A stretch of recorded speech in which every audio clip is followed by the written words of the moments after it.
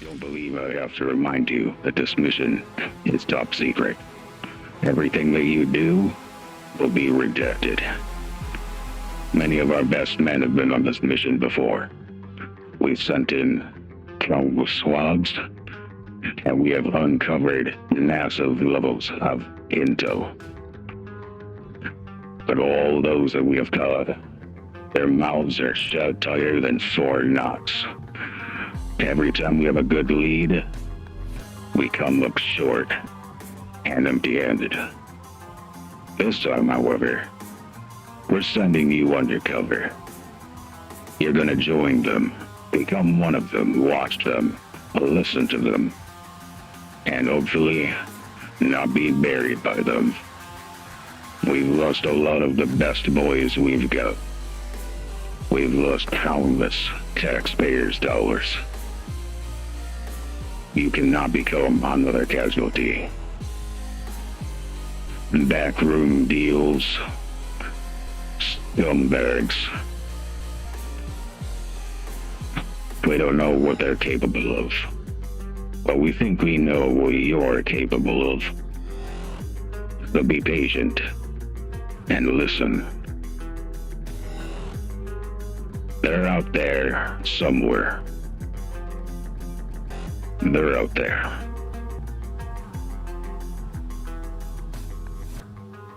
And we are live at a Red Rocket gas station near you. I am your host, Lord Glarp. This is the Trade and Raid podcast where we encourage you to trade smart and raid hard. With me is the disembodied voice that you have all come to know and love, cherish, respect, need, desire. Sage. Greetings, friends. I know I've already asked you this, but how are you doing, Sage? I'm doing pretty good. Pretty good indeed. Doing well? Doing well. Doing well, one may say. Yep. Enjoying the day. I rode my bike out for a little bit. It has just been nice out. Nice good breeze. Got some drinks. Nice. Interesting. And since the weather's been nice, I've been spending my lunch breaks on work outside too. I'll grab a snack or something, and then I'll just go. There's a spot I'll lay out in the grass and just kind of listen to music and chill. And I've had like 2 or 3 people so far come up and ask if I'm okay. Oh. I'm mean, like, good on them. it's kind of in a public area and stuff, so I'm like, yeah, I'm just enjoying the weather while it's not miserable and snowy outside. Just out here living your best life. And someone was even like, we're not really from around here, so when we see people outside like this, we're kind of like, is it a homeless person or something? Like, oh, thanks. I don't know. Do I look that disheveled? I assume you don't. But no, not really. We don't know. We have no idea. It'd be really funny though if you brought in a VTube thing, like a character, and it's like an Oscar, that just an anime character who lives in a trash can or something. So it is Friday, and we all know that Friday is our funky Friday, freaky Friday, all of that stuff. And we got Friday. We got a lot of really interesting stuff to cover. It's been I've said it before and I'll say it again. Getting news for 3 segments a podcast, 3 podcasts a week is tough. It's tough, and I've decided that we are going to have to expand our peripheral, however you say that, our scope, the scope, yes, of what we cover. It's going to have to expand, and that means covering some basic internet drama shit, because I need stuff to talk about, and I can't talk about ice cream parlors and cool pizza smelling controllers all the time. There's not enough of that shit happening in the world. So I don't know. I'm not mad about it, but it definitely is not going to become the focus of this podcast. But because I don't pay attention enough to like what's going on out there in like controversy land. So it's hard for me to have like a take on things. It feels like there's always something going on too, whether it's a minor kind of he said, she said type of deal, or like a big, oh, Mr. Beast is in trouble with this so-and-so regulation or blah, blah, blah. So it's like, I don't know. It's kind of exhausting to try and keep up on it too, because it's I think like... so. Like something that we're not even covering that I think is kind of interesting is that Mr. Beast is suing Mr. Beast Burgers. Just kind of neat. It's a thing. You know, it sounds like he's suing himself, but he's not. He's suing like a distributor of beef because of how bad the burger tasted in his own restaurant. It's so weird. Suing a supplier, basically, yeah. But it's like he went to Mr. Beast Burger, had a burger, and was so disappointed he wanted to sue. Which it's if it's got his name on it, he has a bit more of a reason to take legal action versus someone who's just like, oh man, that sucked. Well, that and it's like, should have gone to McDonald's. Yeah, I was gonna say, has the McDonald's CEO ever tasted a McDouble? You know, it's like, so it's interesting that he went in and he's like, these ingredients are not to my standards, and I'm suing you because you sold me garbage. And I'm like, that's interesting. You just don't see shit like that in our common era of, you know, cutting prices. Like, how much sawdust can you feed a person before they notice kind of economy? Drinkflation. Don't worry, the market will filter out all of the bad guys. They get filtered out. They don't get bailed out and subsidized and given free money into oblivion and legacy money in the backs of systemic racism. And don't worry, it's all working as intended. Yeah, right? It is not broken. I know I said I was not going to, I'm not going to do it. I'm not going to get into the political stuff, but sometimes it's so topical, you know? It's hard because now if you want something you can talk about for a while, that's... to exhaust them. So there was this, did you see the ukulele girl who did the apology video? Musical? I didn't watch the video itself. I have seen many of the memes, and I've seen some of the, I guess you'd call it React content, but because it's content like in that people talking about it, you know. I've seen a few things like that, but I've just kind of been like, okay, if you want a great video to actually watch about it, that's like very entertaining. If you've ever seen any of Meat Canyon's videos, I don't think so. They're like maybe. He takes like stuff and then gives them like a horror twist or a horror concept. Oh, gotcha. And it's really, some of them are really like he did a Bob the Builder one that was based on like Japanese like folklore monsters that was really unnerving, and like he just takes a bunch of stuff like that. But he also does kind of contemporary stuff. Like there was a Moist Critical kind of beef with I saw that one. That one. That one was really good. Yeah, that was funny. And so he did one about the whole ukulele girl incident thing, and actually it was super amusing and kind of meta. I loved it. So before she did that apology video, I was actually going to consider having that be like, man, what would that have been? That would have been like 4 weeks ago. I was thinking about having a whole podcast dedicated to just picking apart who she is and where she came from and all that stuff, because she was kind of like popping up a little bit, and I did a little bit of a Reddit rabbit hole, And I was like, man, this thing goes deep and it goes far back.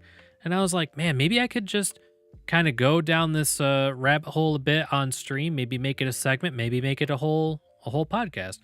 And then I decided not to, because it seemed like there was starting to get like quite a few headlines about it all over the place. And I was like, meh, you know, kind of want to stay away from the mainstream stuff. But then she did the apology video like a week or two later. And I was like, well, shit, you know, because it just kept growing and kept expanding. And I'm like, I could have had the first say on this, you know, I could have been like one of the first people talking about it.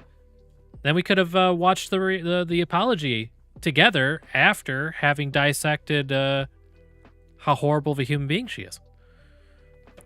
You know, so that's another part of getting into some of this stuff is like, I don't know. I have opinions about that sort of thing. Sort of. I could. Yeah. We'd have to do like a pretty like kind of strict format on that if we were to do stuff like that, because it does require like a lot of deep diving research and fact checking and stuff to not just kind of end up being, you know, looking really bad in hindsight sort of thing. But it's on the internet, so it's there forever, and then you've got egg on your face forever. So another thing that I like, so you've seen my first impressions videos, right? So yeah, I've seen a few of them. Yep. So I don't do a full review of the entire game, having played it to beginning to end, right? I'm just like, I heard of this game, someone told me about this game, I played it for, if it's like an MMO, I played it for 10 hours. If it's like a single player game, I played it for like 2 or 3 hours. And this is what I think. And that's, you know, I like doing that because, in my opinion, like, I don't like the idea of you just got to wait 10 hours and it gets good. Like, I don't like that.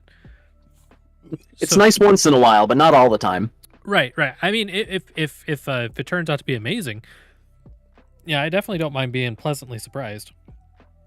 So I was thinking about taking some of these topics in that kind of direction, where all we do is we look at the raw, whatever it is, the raw tweets, the raw footage, the characters involved, and we just watch and we give our impression, and that's it. It doesn't have to be, you know, less of like, whose side am I on, and more of here's both sides and what they think. More like reporting, just raw reporting than an op-ed. So. Because I've noticed that people that I like to listen to are better at like just presenting the idea, just presenting the information, and then kind of like just letting you have it. And at the end, at the very end, they might have like, and here's my short opinion. So the whole thing. Here's my 2 cents. Yeah. So it's like, you're not getting 40 minutes of an opinion piece. You're getting 30 minutes of time info. to kind of formulate your own opinion, and then they'll say what theirs is, so you're not being directly influenced. Yeah, that would be agreeable. Yeah, I'd be down for that. And when I get to the end of those videos, if I'm like, yeah, you know, I agree with the guy, and then the person who presented the information's like, yeah, I don't agree with this guy, and this is why, and I'm like, ooh, that's interesting. Like, it's interesting when I come to a different conclusion than the person who's presenting the info, because in my opinion, that means they presented it very well, you know. Because if they had been trying to coerce me, I probably wouldn't have ended up disagreeing with them, you know. I don't know. Mad respect for that sort of thing. And a lot of what we do here on this channel, a lot of what we do is just exploration of the news. It's not always like just reading the news. I mean, that's a lot of it. But we kind of explore the topic a bit. And right. And kind of I'm trying to think of the right words. I don't know if speculate is the right word, but we kind of speculate a bit. And I appreciate that about the Trade and Raid podcast every Monday, Wednesday, Friday, 9 p.m. EST on YouTube. That's what I appreciate about it. I appreciate things like the $350 strawberry. It's a delicious strawberry. You'd certainly hope so. Let me get you in here, Sage. Look at that baby. Have you ever seen a more perfect strawberry? Maybe. I've eaten a lot of strawberries in my day. The beautiful princess of strawberries costs up to $350 per piece. Bijin Hime, aka Beautiful Princess, is a wait. Does Hime mean princess? Yes. Yes, it does. So Gunmetal Hime is Gunmetal Princess? Yep, and like Orihime from Bleach is something princess. I think maybe Orange Princess. I don't know. And then what is it? I know that because of Bleach, which is totally very weeb of me, but whatever.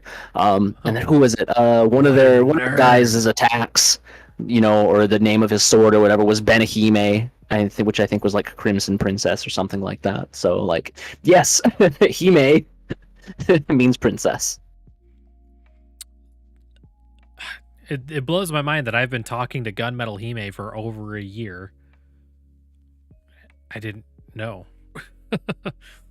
Does oh. Bijin Hime, aka Beautiful Princess, is a Japanese strawberry variety that is perfectly shaped and colored and offers an unmatched flavor. It also costs up to $350 a piece, making it one of the world's most expensive fruits. Oh boy. Developed by Mikio Okuda, a Japanese farmer with over 45 years of experience growing strawberries, over 15 years of trial and error, Bijin Hime is one of the world's most highly regarded strawberry varieties. The largest fruits are about the size of a tennis ball and weigh about 100 grams. Okay, I mean, if that is the size of a tennis ball, that's kind of dope. That is a big strawberry, sure. Yeah. But it's not the size that makes the Beautiful Princess special. Well, actually it is, but not in the way that you expect. That's what she said. Nice. Classy. Generally, the larger the strawberry is, the less flavor and sweetness it has, but that is certainly not the case for the Bijin Hime strawberries. They are rated at 13 degrees Brix, which makes them considerably sweeter than the 10-degree Brix strawberry standard, and have a flavor reminiscent of roses. Interesting. I don't know that I would want my strawberry. Oh, wow, those are big. Ooh. I mean, if you've ever had like a candy that's been flavored with rose water or something, like Turkish Delight or something else like that, that stuff is usually flavored with rose flavoring or rose water flavoring. So it's actually, I like it. To each their own, but I like it. The texture of Bijin Hime strawberries is said to strike a perfect balance between soft and firm, and the vibrant red color of its shiny skin is said to permeate right down to its core. It also lacks any of the acidity and funky aftertaste that one usually gets from supermarket varieties. Like many other Japanese strawberry growers, Mikio Okuda grows his Beautiful Princess variety during the winter months, carefully monitoring the temperature of the soil and the air inside the greenhouses at Okuda Farms in Hashima. Yeah. The slow ripening may be one of the secrets behind the sweetness and intense flavor of the strawberries, but Okuda is inclined to give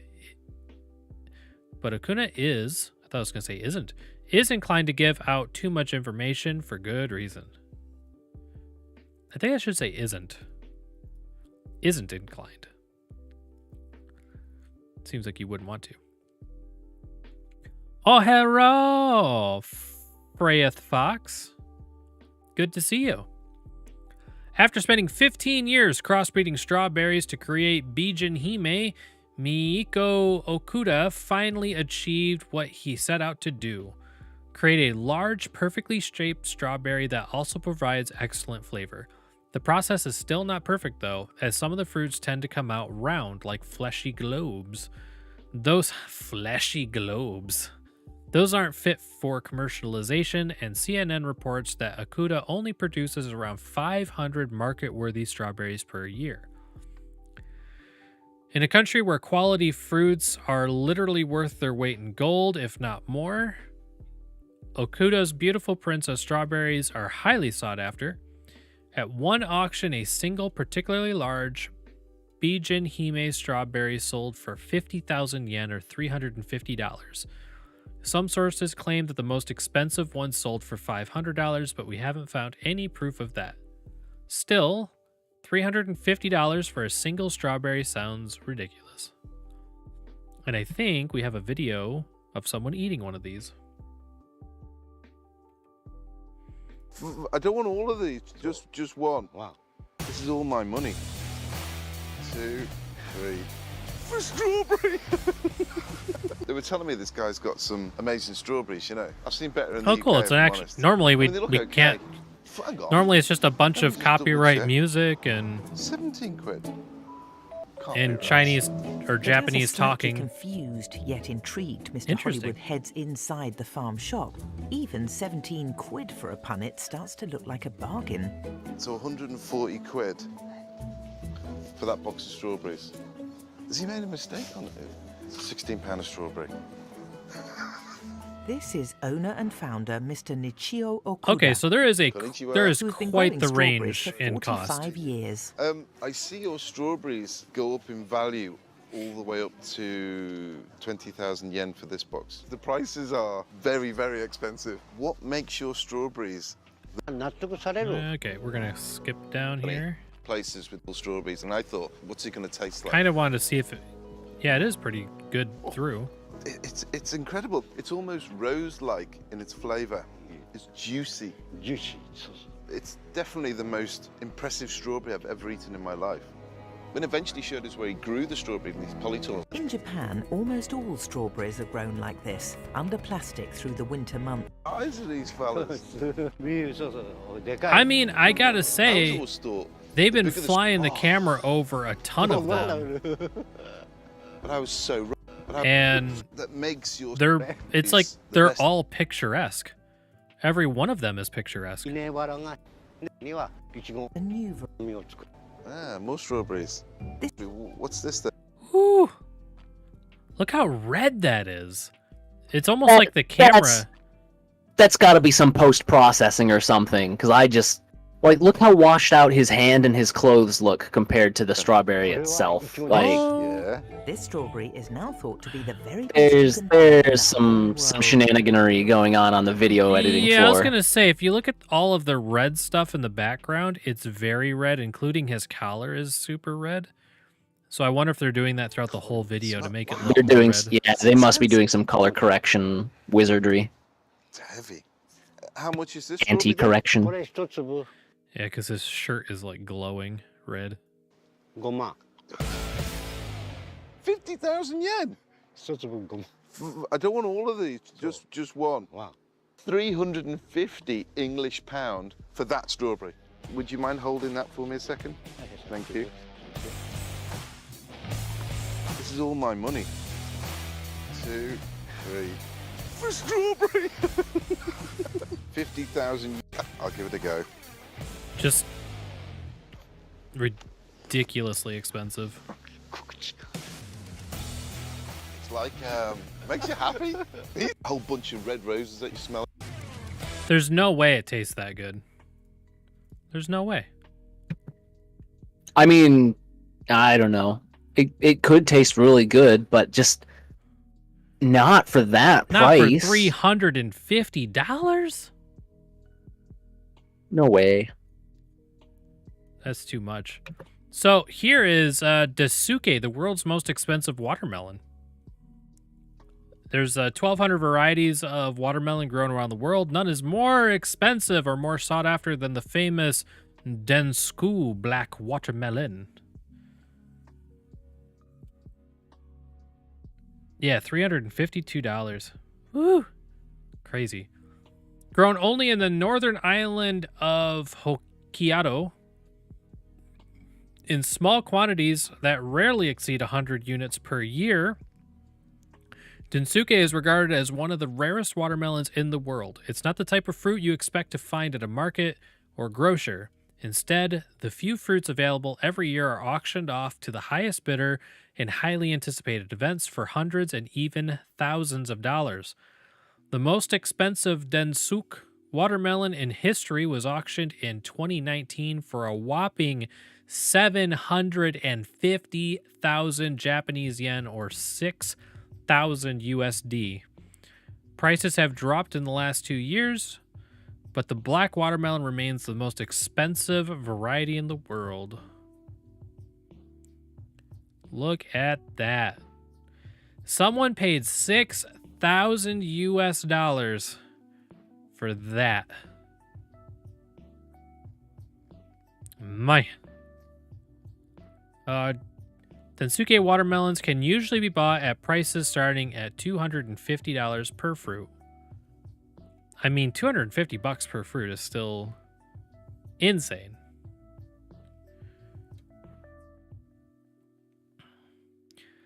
And there's that's disgusting. Yeah, it is. Look at the packaging though. The packaging is gorgeous. It's got rope and wood. キャベもすげるというかね。この天気で Let's see. They individually cover them. They find one. They pick it. After they ゆく pick ゆくは it, ス they イ do カを what? 作るんなら農家に戻ろうか They polish なっていう気持ちで戻ってきます。 Oh yeah, I was joking, but yeah, okay. They do in fact polish it. I was being silly. I assumed they just rubbed it down, not like actually put it through a polisher. They did though. And they wrap it in some kind of twinish, ropish thing. Yeah, that. Man, crazy. Yep. So crazy. $6,000 for a watermelon. So, on the topic of not, do you have anything to say, Sage? I feel like I'm kind of flying through these because No, they're that's ridiculous. just they are ridiculous. Like food, gore. I don't know. It's like it's not like something you would say is like gourmet style or anything crazy like that. It's not like, you know, I what, think black it's- caviar and I think it's because those watermelons are grown at one place, and that one place, I think that there is no other place to acquire them in the world, and they only make about 100 a year. I think is the. if it's in Japan, Japan has a very high cost of space, right? And farming is notoriously space hungry. Like it True. takes a lot of space to grow food, to produce food. So like I can see it being expensive in general for food that is produced locally, you know, not imported for Japan. But that's still excessive. There's it's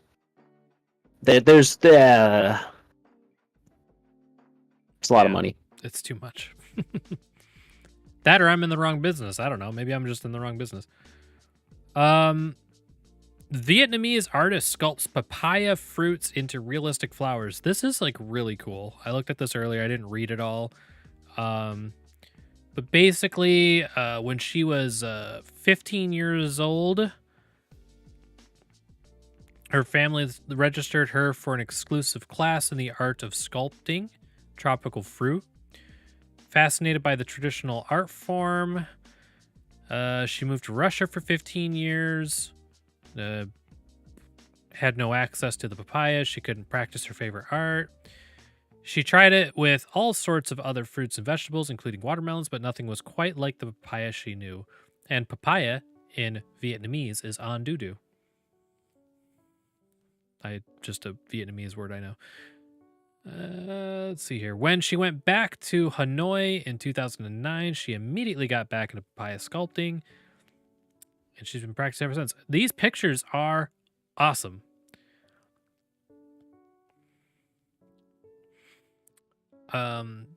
Here you go. Look at these. Aren't these amazing? Wow, that's gorgeous. It's insane that is a papaya made to look like a flower. I mean, it's kind of hard to even believe. Now, the real question is, if you were to cut into it, would it be cake? Mm. We're getting Inception Yeah. levels of deep. What's this? Oh, yeah. Okay. So, over the years, Thu has taught herself to carve various types of flowers, from primrose and lotus to water lily and peony. But her favorite by far is also one of the most complicated, what's that word? Chrysanthemum? Creating a single flower takes between 45 minutes and over an hour, depending on the complexity. So cool. Especially when it's arranged in like a bouquet. I often fall asleep thinking of how to sculpt a certain flower, and then I get out of bed to practice. I passionately sculpt papaya flowers until 3 to 4 in the morning. There are over 3,000 kinds in the world, so even if I dedicate my entire life to carving each one, I probably wouldn't be able to. Wow, what a thought. Man, these are insane. Oh, okay, so the flower is a chrysanthemum. Chrysanthemum. Apart from showcasing her art form during various public events and creating delicate papaya flowers as commission, Thu also holds classes in Hanoi as a way to preserve the traditional art form. And here we have a vidya filled with copyright music. Oh, look at those. What? Okay, that looks a little bit more like a not actual flower. No, don't talk. I want to see more. I don't care about how you do it. I just want to see more of it. Also, I'm assuming none of this is in English. Man. I wonder, like, do you think they last? Probably not as long as a flower lasts, right? Because it's a fruit. But you could. It depends on if you dry it. I wonder. Like, that'd be kind of interesting to actually dry it. Maybe they spray it with something like a sealant. But yeah, when they dry, I wonder what they look like as they kind of give way to age.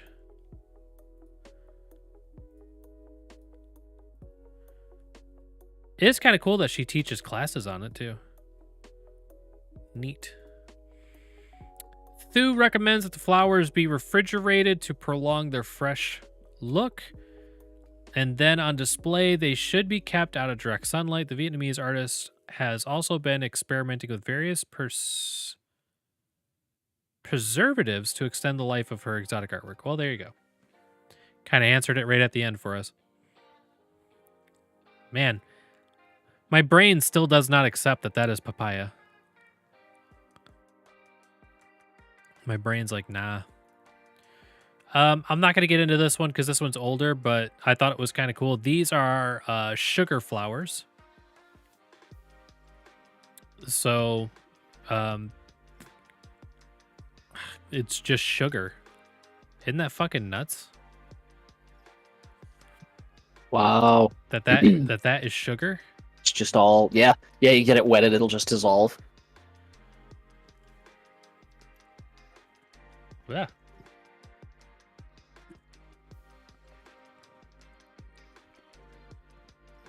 Made of sugar paste.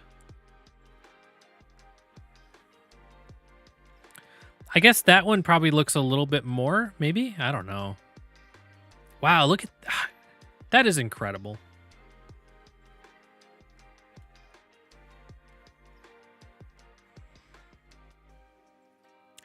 It's like there's artwork and then there's this. It's like I don't even know how to say Next it. level. It is. It's almost like you wonder how many hours. And not only is it like this one here. Where is it? This one. It's not only that she learned to make the petals the correct length and to have the correct form, but that she also learned how to paint them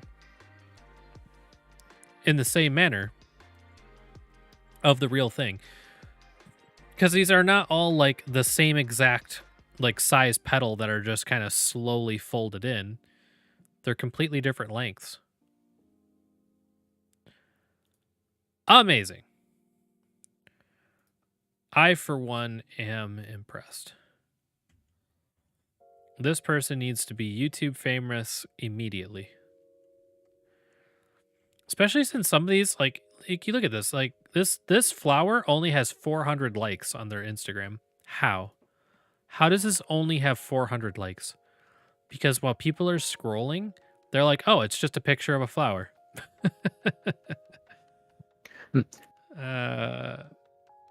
I bet you just thousands and thousands of people are like, okay, just a picture of a flower, whatever. They don't know the truth. They don't know the truth behind the sugar flower.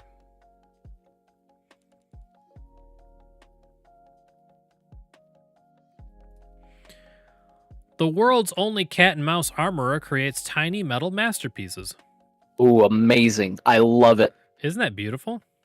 Right off the bat, I'm like, that's adorable. Calgary-based sculptor Jeff Bower has made a career out of creating intricate metal suits of armor for cats and mice. It all started with a mouse, Bower recalls. He was looking for a creative way to combine his longtime passion for medieval armor with his trade as a jeweler, and one day it simply dawned on him. He could make tiny suits of armor for a mouse.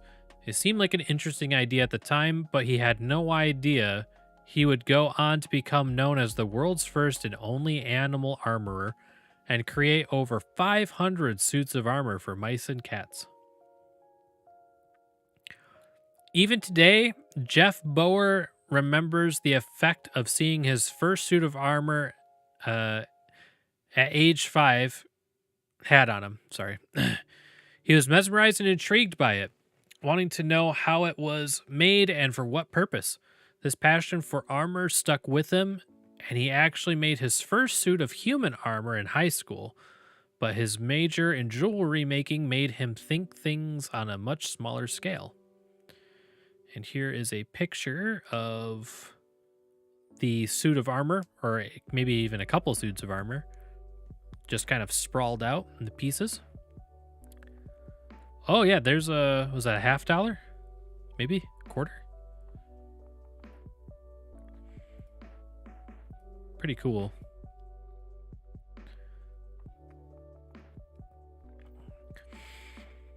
Bower's first mouse armor apparently turned out much better than he thought because he kept on making more suits, influenced by various historical styles from the Japanese samurai to the Islamic chainmail.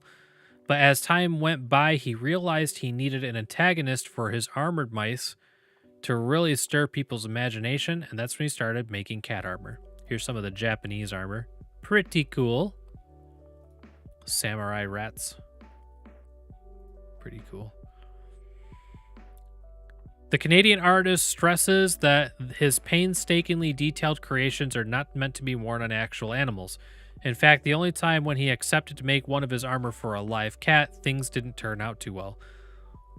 The producers of a Japanese game show brought in a stunt cat that was allegedly used to wearing clothes, but they ended up with a very large cat in a small suit of armor.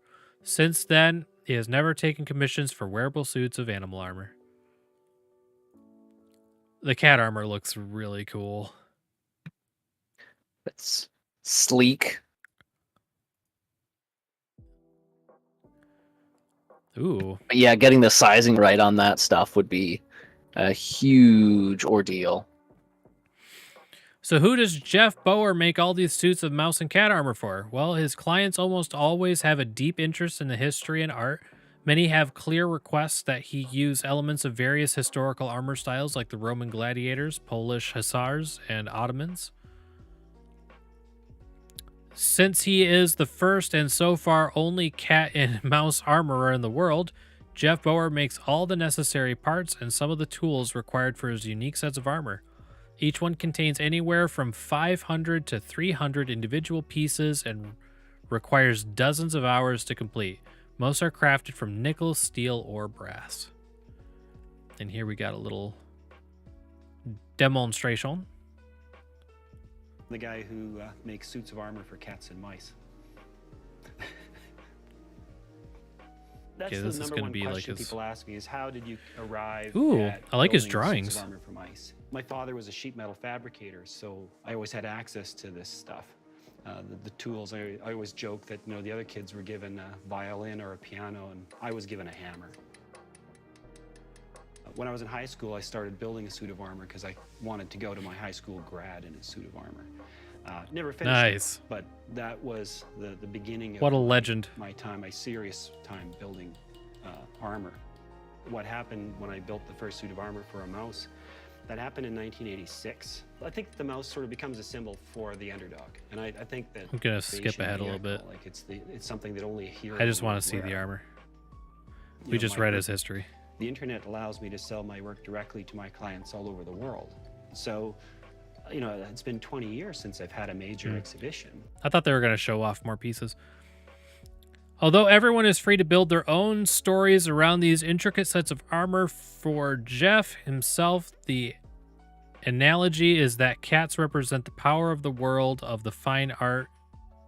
Power of the world of fine art with his multi-million artworks, while the mice represent artisans who struggle to keep their craft alive. That's neat. I like that. Almost like using art to represent a concept within art.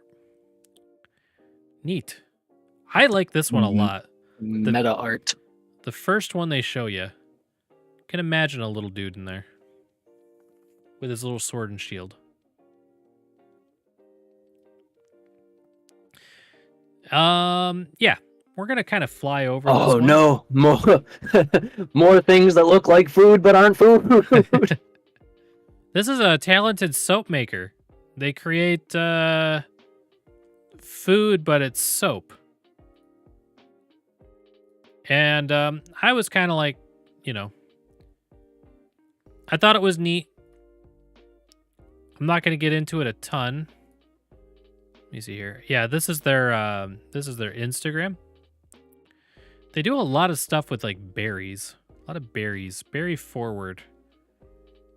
They're berry.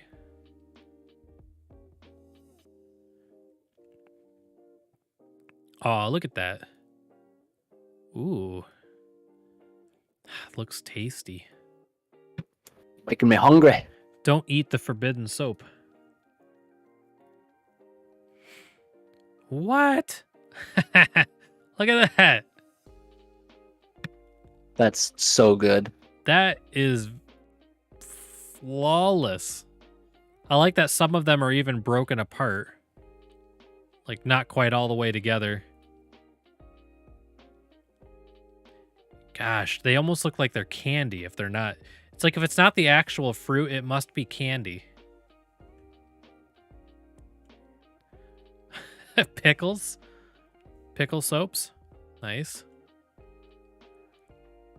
Wow. Just a fruit bowl of soap.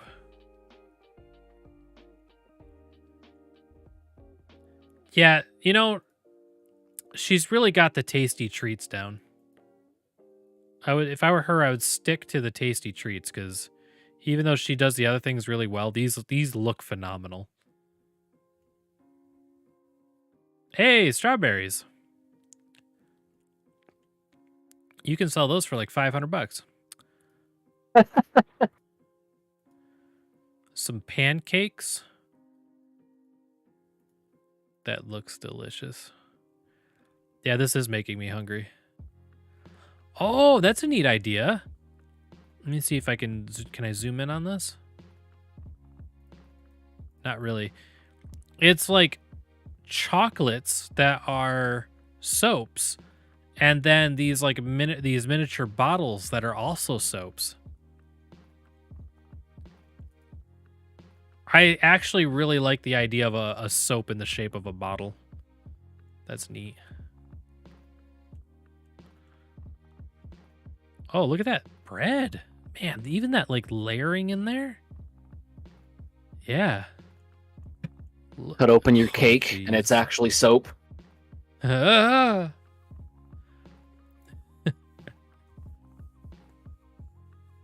It's actually cake. The producer is actually cake. The podcast is cake. You just don't know what's real anymore. Just grab a knife and start cutting my own face off, and it's cake underneath. Ah! A little dark. Sardines and onions soap. That's my favorite, is to take like a dried up, sunken-eyed fish and just wash my body with it. I don't know why. These are my favorite of the whole thing. A little messed up. I like it.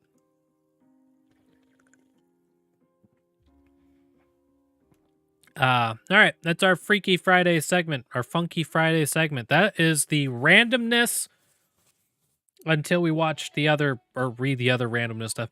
But that's like the off-the-topic oddball stuff. What do we talk about? Fruit, berries, watermelons, soaps and flowers, and papayas. It was a very like edible. It was very food oriented. It was very food oriented. I'm glad we went down this food trail together. Kind of weird. You know, it's almost weirder when I try to make it have a theme. It's almost better when it, I don't know. I was like, okay, weird news about ice cream, and we watched a bunch of ice cream shit. There we go. Sage, when are we getting more of that soundboard action, man? You got me so hyped for it. Well, I was thinking until we make until we get the server. Did you boost the server? I actually didn't notice if it got boosted or not, since there's only the limit of 8. Oh yeah, nope. I was going to, and I forgot to. Yep. Yeah. Once it gets boosted, and then I was going to particularly make a bunch of stuff based on whatever our background was going to be. Making it very topical. Yep. Yep. So they'd be switched out. So I've got a. Okay. I see you.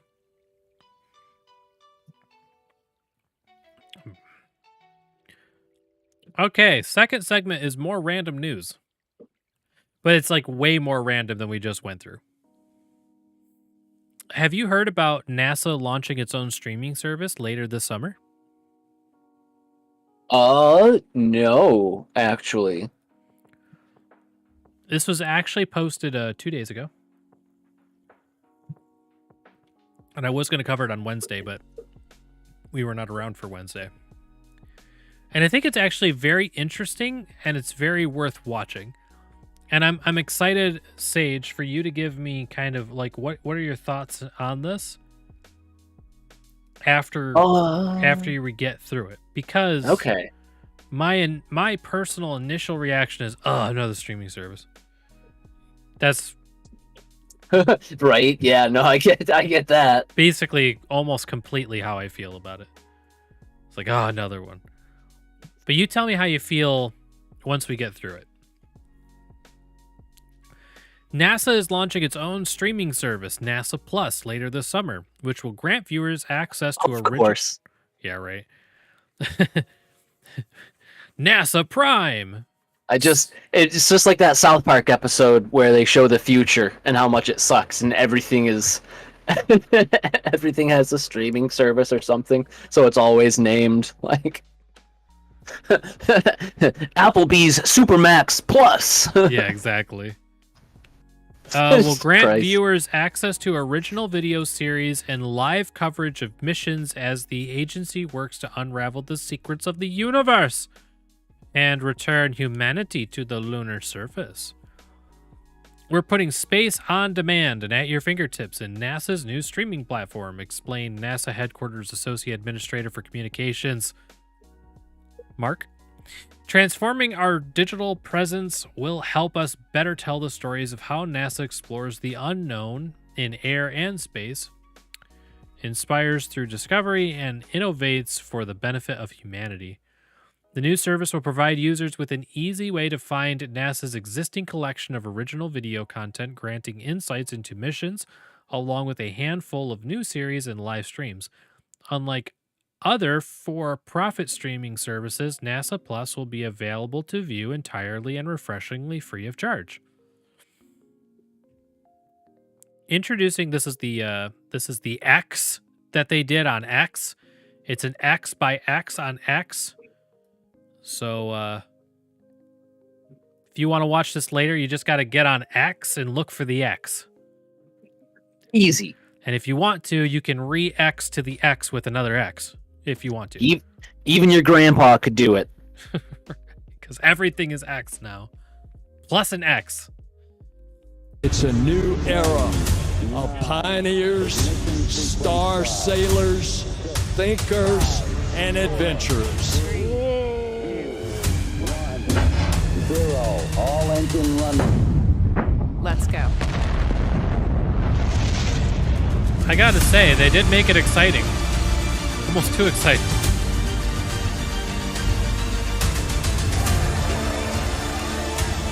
We know damn well NASA's not this exciting. The scientific knowledge, the technical ability, and the material to pursue the exploration of the universe. The universe at your fingertips. No subscription required. Available on most major platforms. Download the app now to be among the first to see. NASA Plus is set to be available on most popular platforms, from desktop browsers to media players, including Apple TV, Fire TV, and Roku, and will also be accessible on Android, iOS, and tablet devices. This year also see the agency update its website and update the existing NASA smartphone app. From exoplanet research to better understanding Earth's climate and the influence of the sun on our planet, along with exploration of our solar system, our new science and flagship websites, as well as forthcoming NASA Plus videos, showcases our discovery programs in an interdisciplinary and cross-cutting way. This is one giant fucking run-on sentence. Ultimately building stronger connections with our visitors and viewers, says Nikki Fox, Associate Administrator of Science Administration Directorate in NASA Headquarters. It's all commas. Why is it all commas? Look at this. From here to It was here. probably written by an AI. That is all commas. It's a quote. That person just stood there and didn't breathe. Just that.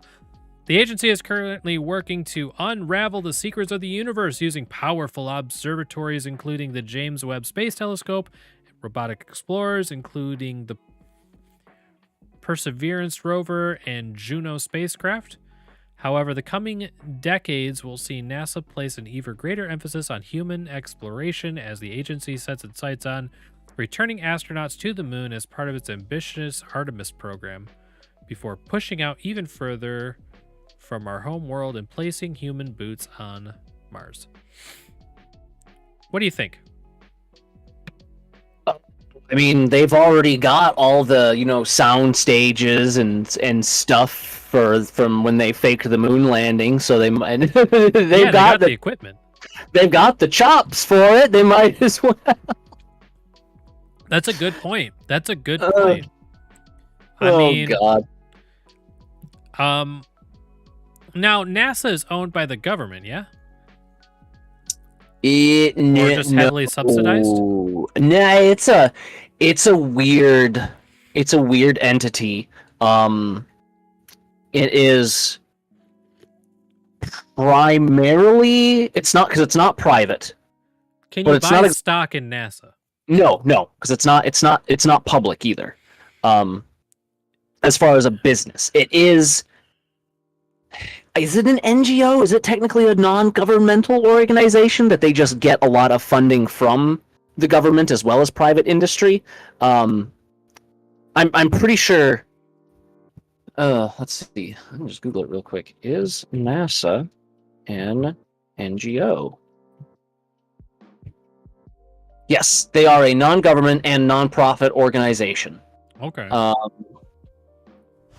It's an So yeah, they're a really weird. They're a really weird organization. They have very close ties to the government and very close ties to the Department of Defense, as well as very close ties to international. Like they're a very fascinating and deep organization. Maybe we should do a deep dive on NASA someday. Oh, that would be fucking Who awesome. is NASA? How did Who we get even here? are these people?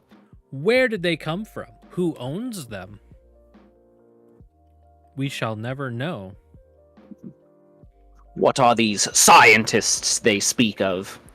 I think it's pretty dope that it is that it's free. And word on the street is they will have live streams of I say live, it obviously won't be live, but live as in they get the footage and then it goes live. Right, basically. I don't remember how long it takes the signal to get from like Mars to here or whatever. What is it? 8 minutes for light to get from the moon?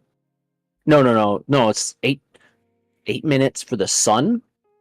I want to say it's 8 minutes for light to reach us from the sun. So, definitely, if the Mars is on the other side of the sun than we are, then it's going to be about 20 minutes, half an hour, or something like that. But yeah, the time delay for signal is a very, very, very important facet of space communications. Do you know what I thought would be sick? Like, I was thinking, what if they put, which I'm assuming it is, a 3D camera on the rover. I think it is a 3D camera. It would be stupid if it wasn't. And basically when the signal got back and they spent, let's say, 24 hours just refining the footage, checking it out or whatever. Photoshopping out the aliens. Yeah. Making necessary edits. And then you could put your VR headset on and you could just like chill on the rover. That would be dope. I would be so happy with that. You know what else they should have? They should have a channel on their streaming service that is literally just me playing Kerbal Space Program the whole time. I would be down for that. Just you. They contract you for 16 hours a day, 7 days a week. I'm just like, yeah, hell yeah, I'd do that. After the first week, you're just dying. You're just like, I never again. We can only make a rocket so many ways. It's so easy though. Just that'd be the challenge. They'd just be like, I can't use the speed up, so everything has to be done in real time. So it's like, there you go. It's gonna take 2.5 months for this this mission. They'd have to pay you. They'd have to pay you like $2 million a year to do that. I would do it for 50,000. Do you know what else costs $2 million a year? The Magic the Gathering's One Ring card. Smooth. Right. I teed that up so smooth. That was great. It was not. Post Malone buys Magic the Gathering's One Ring card, and you guys can go back and watch the other podcast. I said Post Malone was going to buy the card. It makes sense. I said it. I called it. I claimed it. Post Malone has bought the one-of-a-kind Magic the Gathering card, Lord of the Rings One Ring, which is valued at $2 million. Though the owner of the One Ring card was previously unknown, a social media user called Brooke Tafton shared a video of presumably themselves meeting Post Malone and selling the card. The 13-second clip doesn't show much, but does see the rapper evaluating the card before saying, "Yeah, I'll take it." It's unconfirmed how much Post Malone paid for the One Ring. But as trading card buying and collecting company Dave and Adams Card World was willing to pay $2 million for it, it's likely a life-changing amount. So it definitely went for more than $2 million if Dave and Adams Card World were willing to pay $2 million for it. I would say Dave and Adams Card World, like, that would have been an incredible purchase for them, because that's like a world-class card shop. So Yeah. for people to just come in and see the One Ring on display in their card shop, They'd have to have a janitor with a mop standing behind the case just to clean up all the fucking drool. Sir, the line to your left is the observation line. The line to your right is the observation and come line. Oh, I'm in the wrong line. $50 to gaze upon its majestic beauty. $200 for the other experience. Nice. This is my dream come true. Meeting Post Malone and buying the One Ring card, and him buying the One Ring card for me is literally a moment straight out of a fairy tale. Post Malone, Wizard's magic, you've changed my life. Things like this don't happen to people like me. Forever grateful. That's sweet. Let's watch the... No! Copyright music. Stop it. Oh, he's like crying and stuff. Man, what a life-changing experience. You know what, though? I got thinking about it, Sage. Hear me out, Sage. Let me know what you feel, Sage. Well, first off, I was going to say, Post Malone looks like someone who came out of Mordor. So it only makes sense. He's looking quite haggard. He's such a sweet man, though. From what I've seen. I got thinking about it. I'm gonna show you something here. Okay. Let's say you own the One Ring. Yeah? You tracking? Okay. You own it. You all right, it's you mine. Found it in the pack. It's my precious. And it's your precious currently. And Dave and Adams Card World offered you $2 million. Now, what's interesting is they made the offer. Let's see here if they got the date on here. Already worth $1 million. Okay, so this was posted June 8th. So on June 8th, before the card was ever found, there was already an offer of $2 million for it. Okay? That means that when this was posted August 2nd, which was day before yesterday. So this person basically has been hanging on to a $2 million bill for like 2 weeks, 3 weeks, something like that, right? Check this out. All right. Check it out. If you have the card, you have an asset, right? Right. And I believe that after getting it minted and evaluated and having like serious offers come forward, you could like take out a loan against the card. You could definitely find a financial institution to do that, though you might have some splaining to do, but yeah, I could see that happening. So you take out a sizable loan against the card to the sum of 50% of its value. So we'll say $1 million. And you get to open a business for $1 million. And that business is a card shop. And you name the card shop like Mordor or something like that. So you yourself now own Mordor and the One Ring. See where I'm going with this? You picking up what I'm throwing down? Yeah, I think so. So you sell cards. You make cards that are like fake, shitty replicas of the One Ring. People can come in and get their picture taken with the One Ring, and they can throw a fake version of it into a volcano. Like a fake replica volcano. Yeah. Yeah. So they get the One Ring, and they get to drop in the volcano. It's a photo op, right? Plus, people are buying the shit out of the stuff in your store. So, how much do you charge per person to get a picture with the One Ring? And for a souvenir version of the ring? Oh. $5? $10? I don't know. Would you pull an Elon Musk and post about how much you want to charge for it? And then when someone with a big name responds, like, no, $7 sounds fair. Then you'd be like, all right, $7. Oh, excuse me. I meant 7. I'm sorry. Oh God. Well, I don't know, man. That's. I think you could charge $10 with the sale of the fake ring. Yeah, definitely. So, you know, you need 100,000 customers. Do you think you could get 100,000 customers to come in and get a picture with the ring and sell 100,000 fake One Rings? If you set up near Las Vegas, yes. Yes, exactly. I was thinking New York, but Vegas is probably right up there too. Plus, you're getting a bunch of sales. I believe the smarter decision would have been to finance through the value of the ring and to use the ring as an attraction for the rest of time.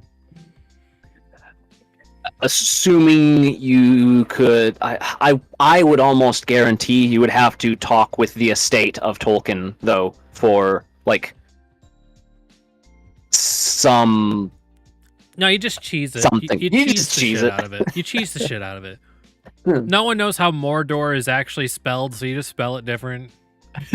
just Or you come up with something like really punny, you know, like More Doors card shop or something. Oh my God. So it's just like the walls are just made out of doors. Something like that. And then, you know, Jokes you just extraordinaire.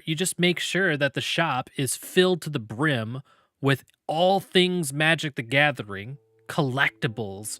Make it so that way your place is like the place to get not just Magic cards, but Magic everything. Hold the best Magic tournaments there. And then also make sure you have like a good section that's just pure Lord of the Rings, everything you'd ever want Lord of the Rings. Yeah, that would be a business strategy. For sure. Better than some people's business plans where they're just like, what business plan? Yeah. So as soon as I saw this, I was like, you know what? Getting $2 million, seeing Post Malone, whatever, like, that's interesting and cool and shit. But this is like an opening. This is an entryway. Yeah, it's you have one of one ever. No one in the fucking world has one of one ever. Especially not something as well known as both Lord of the Rings and Magic the Gathering. Nobody. I got thinking about it. There are multiple One Ring props that were used for the movie. There are Black Lotuses still floating out there in unopened packs. There is no such thing in the Magic the Gathering universe or in the Lord of the Rings universe that anyone who's a fan of it has one of one anything. Nobody. It's worth more than $2 million. Those franchises are worth more than $2 million, obviously. So the one of one has to be worth more than $2 million. I'm just saying.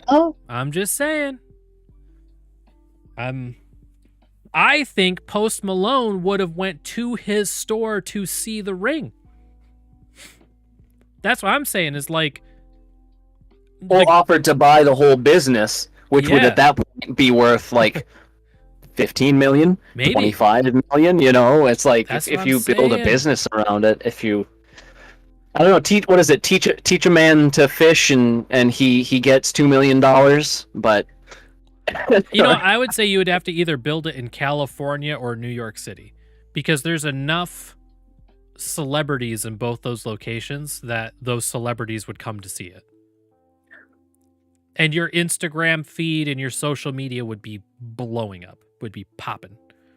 If it weren't for the abysmal state of New York City's... Yeah, $1 million would get you a cupboard. Yeah. I think somewhere, near Las Vegas would be the ideal spot for it. And if it were me, I would ride that wave for like a year. Just milk the fuck out of it for a year. And once it's kind of toned down a little bit, I would call up Wizards of the Coast and I'd say, listen, I would like you guys to put on a tournament, and I would like to put up the one ring as the prize for the tournament. And but don't specify what kind of tournament it is. Like, it's not actually a Magic tournament. It could be a fight to the death. The blood games, let them begin. Like doing slap boxing, like not slap boxing, like was that chess boxing? But instead it's like Magic sword fighting. I think Wizards of the Coast would be all about it. And I think you would make more than $2 million off the one tournament. Oh yeah, very, very probably, especially if it got like basically televised and stuff for the amount of. Because I bet you people like Post Malone, like Stephen Colbert, like potentially like Asmongold, who are all massive Lord of the Rings fans. I think they would show up for a chance to win it. Big spectacle. I don't know. I feel like this could have been so much more. Now it's going on Post Malone's wall, and the world's gonna forget about it until he dies, and his kids or whatever will be like, I don't want it. The fuck do I care about?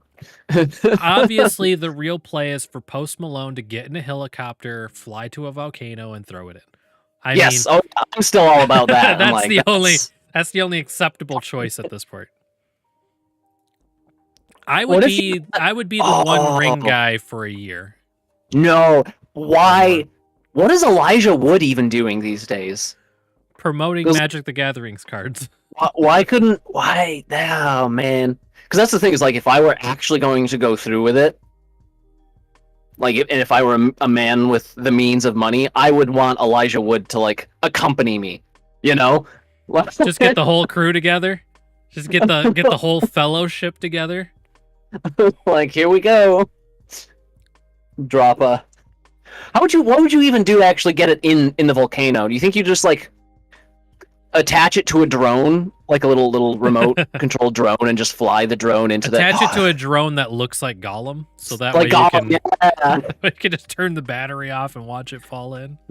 Give it a paint job and stuff, and all right, man, it could be so much. It could have been such a legendary thing. And that's what I was saying before. Like, whoever buys this, once it's sold, it's just gonna disappear.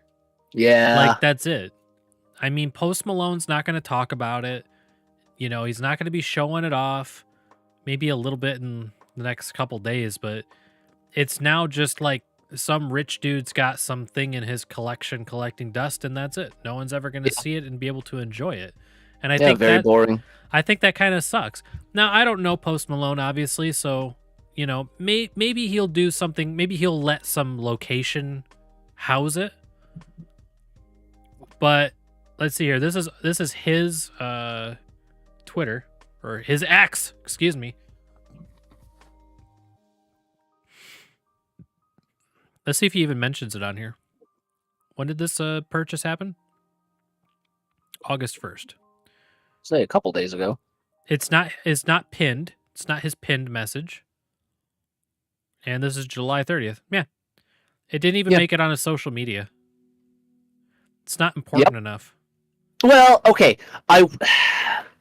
On the one hand, it is also a gross display of wealth that may look very not.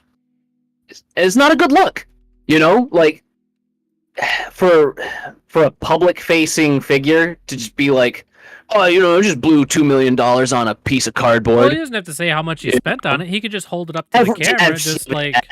But that's part of the news, right? Everyone knows it's going to be a big chunk of money. Anyone who knows, it's like that's almost it doesn't even matter. Yeah, I don't know. I can definitely see why he wouldn't want to make a big deal out of it, because it is kind of bragging rights. And it's not as interesting as being like talking. If you were to interview someone about it, it's like, yeah, you interview him because he bought the car. It's like, okay, whatever. A rich guy bought a expensive thing. You know, it's not the same as interviewing the guy who opened the pack that changed his life. You know, like that's a far more interesting story. That, I cannot stress this enough. That guy could have been the guy for a while. He could have rode that out for a while. Definitely. He could have shared it with the community, built something around it, got it on display. You know, maybe someone would steal it, which would be awesome because it would be a business asset. So your insurance would have to cover an amount of it.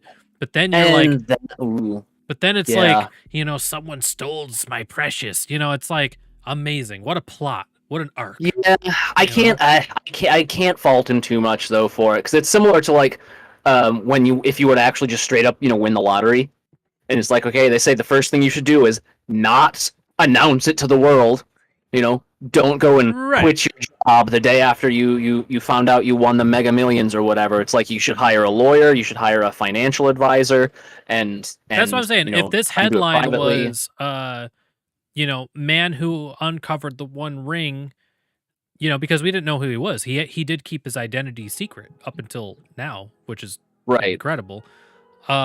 If it said like the unknown founder of has, you know, opened a card shop with the card on display for all to see, I'd be like, you know what? That might make my bucket list.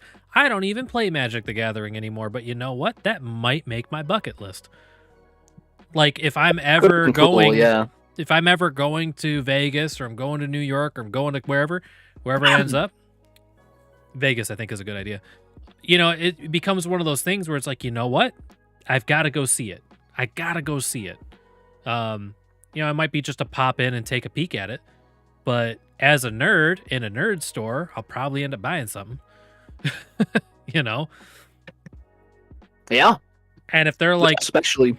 If they're like, we've got One Ring card replicas made out of flash paper and you could drop it into the fake volcano, I'd be like, okay, that's sick. Yeah, let's do it. Or I'd be like, that's dumb. I don't know. It's hard to say, really, but it is a shame. It is a shame it couldn't be more than this. Yeah. Unless Post Malone has big plans, big volcano-shaped plans, which I doubt. I could see it. I could see it. I think it's very, very, very fucking unlikely, but I can dream. All right. You'll like this one. Hades player defies the gods, completes impossible run. Did you hear about this? This was yesterday night. You said yes? You did? Yeah, the max heat run. Yep. So, basically, for our viewers, there was a guy who put out a video that said, like, no one can do this. The run, which was a 64 heat run on an unmodded, unseeded version of the game, was previously declared by some in the community to be impossible because the odds of rolling the correct combination of powers are so low and the technical ability required is so high. Or at least it seemed. This is a background of the game, doesn't matter. I do like that the developers gave the ability to crank up the difficulty to nearly impossible levels. I think that's great. That there is no upper limit if you want to test yourself. Yeah, I guess there technically is. 64 is the limit, but One way to do this is through heat level, which imposes certain packs of punishment upon. Is it Zagreus? Yeah, that's how I've always pronounced it, Zagreus. That increase the difficulty of the game. The maximum heat level is 64, and changing the difficulty to this level essentially layers on tons of additional challenges and nerfs to Zagreus. Some examples of added challenges include no healing, enemies hitting 100% harder, and enemies moving and attacking 40% faster. Additionally, Zagreus doesn't get any revives, so any damage you take is essentially permanent. Hades is a roguelike game, so each time Zagreus dies, he has to restart his escape back at the beginning, meaning that players will repeat the same series of dungeons over and over, collecting power-ups and learning more each time. A lot of what keeps the gameplay varied and interesting is that each run-through offers different modifiers and builds. Zagreus will be awarded different power-ups called boons by other gods and allies who are sympathetic to his escape attempts. This variation is what makes replaying the same dungeon so enjoyable time after time. It's also what makes it difficult. Why? Okay, so this is the video. Why no one has beaten the max heat in Hades or probably never will. So this video came out, let's see here, 10 days ago. So this is a YouTube Hades video. has one of the most comprehensive about the pack. And he basically explains all of that. So here you can see the conditions. And with this maxed out, these are all maxed out. The lasting consequences is 100% of the damage you take, you keep. I don't know what all this is, but it's a lot, right? Just a bunch of difficulty modifiers, yeah. Tons of them. And overall setup, the maximum heat you can have if you haven't tried it yet, but like a theme. So he gets into it. It's a 15-minute long video, and he basically talks about these boons and what boons you would have to have in order to make it in your run, yeah. Because you take damage and you sustain damage for like every time you take damage, all the boons in the game that are contingent on you taking damage or give you hit points or anything like that, so many of them become so completely useless because they would be counterintuitive to the overall challenge. He basically was like, it's not possible. As YouTuber Halion explained in a video essay, certain packs impose limitations that essentially require Zagreus to be awarded with specific boons in order to succeed. The tight deadline condition imposes a time limit on each room, so you need specific power-ups that help do enough damage to complete each challenge in the allotted time. With the condition called approval process turned on, you don't get to choose which power-up Zagreus gets. That means you need to be lucky enough to roll the right power-ups to complete the challenge. By Halion's estimates, a player has roughly a 0.41 chance of receiving the first two basic powers needed to complete the run. If we factor in the odds of also receiving another damage source that's really helpful but perhaps not necessary, the odds are 1 in 1,700. Then on Wednesday, Hades speedrunner named Jade shared a video accomplishing the run in full. I don't really believe it as it happened. I didn't really believe it as it was happening. Jade told Polygon via Discord. It's been doing high difficulty runs of Hades for 2.5 years and has roughly 3,000 hours in game total. Still, she didn't even expect to complete this challenge. Prior to this, she completed a modded run that guarantees the right boons and tried this run to get a feel for the challenge. Even right at the end, Hades can spawn several mini-bosses essentially as additional enemies to help him in the first phase. If you bypass every single RNG factor, except that, you still lose the run. Right at the end, that can be heartbreaking, which didn't happen to me. I got essentially a middle outcome, which was good enough. So that's what's crazy is that other video saying it can't be done was 10 days ago. This, Hold my beer. The actual run, 2 days ago. So it was eight days afterwards. And because it's a speed run, it's it's no face on here. They just run. But you can see the time in the top right hand corner. You got to beat. I think it's what you got to beat all of hell in within the time limit, right? Or is it each zone? I don't even know. It's getting into layers of Hades that I did not participate in. So it looks like it didn't even take him very long. Took her what, less than 20 minutes? Spoilers. The feat is extremely impressive, not just due to the technical marvel of combat on display, but for the combination of sheer luck and determination to make the build work. In many years of covering games, I've talked to dedicated players who grind games for years in hopes of finding a super rare Pokemon, or people who scour games for the right bugs, but pulling this off is like a mix of all kinds of luck and skill. And although this is a feat represents the immense accomplishment of a single person, Jade emphasized how important the larger Hades speedrun community means to her. I would also really like to thank the Hades speedrun community for all the love and support for the past 2.5 years. Their knowledge, their motivation, like everything you could possibly think of, really just came from them. And there's no emotions left to describe what I'm feeling. I'm just so happy to have had the honor of participating both in this community and in the game's history. So there is a video of the actual speedrun and the video describing the difficulty of it. And I like that this was like supposed to be this is why no one will probably ever do it. Even though it was framed that way, now I look at this as, if you watch this, if you watch her beat it, and it's not that impressive to you, go and watch this. This will tell you why it should be impressive to you. So, a really great day for, I mean, I know that there is speed runners, so it's a little different, but that basically means that even if someone else does it and they do it over 20 minutes, then she still holds the title, right? Because it was technically a speed run. Am I getting that right? I think so, yeah.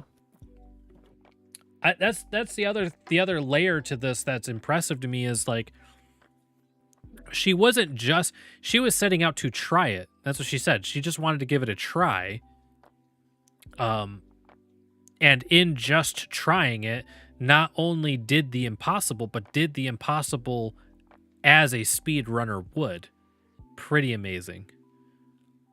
Pretty amazing. I do also like that they posted the video with the same thumbnail, but this one it says impossible in giant letters, and this one says possible in giant letters. It's pretty cool. Pretty cool. They definitely earned that. Those two videos are amazing next to each other.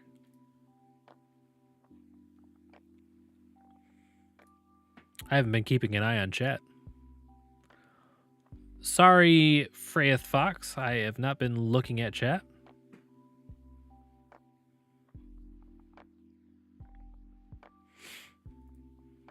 What do we got here? Do you know about the Reddit stuff? I mean, do you mean like the ongoing Reddit stuff? Well, apparently 2 days ago it says Reddit's fixed the major outage. Oh, I didn't even realize they had a major outage. I think the major outage was like why they were like saying communities needed to be shut down or something. Well, that was like weeks ago now, because there was that blackout in protest of the API stuff that they had going on. Those shenanigans. I don't know. Reddit has just had plenty of shenanigans over the last couple months. I don't know. They've been kind of, and in the stuff their CEO has said and whatnot. The last thing I noticed was that they changed their icon to be like a pixelated thing.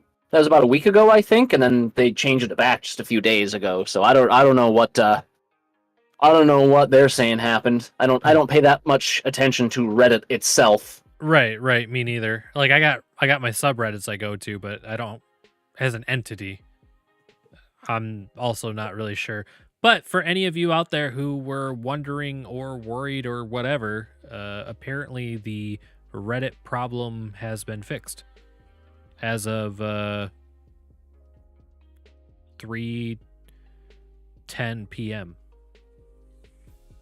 Says it was published 2 days ago, so maybe it's been this way for a little bit. Guys, gotta remember, because we missed Wednesday, a bunch of this stuff is stuff that I had ready for Wednesday. So yeah, nothing really else to go on with that. It just is what it is. Loop Hero and Balloons TD6 are this week's free Epic Store games.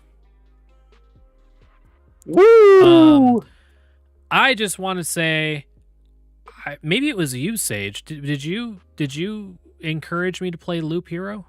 I may have. I definitely enjoyed Loop Hero. Either you encouraged me to do it, or I just see... No, yeah, because you talked to me about it, and I think I watched you on Discord. Yeah, that's right. I watched you play it a little bit. This is an absolutely excellent game with copyright music, and it's wonderful. It's kind of hard. It's such a simple game, but it's hard for me to explain it because there's so much roguelike going on. You do the same runs over and over again, but you upgrade your stuff, and you are like upgrading this map.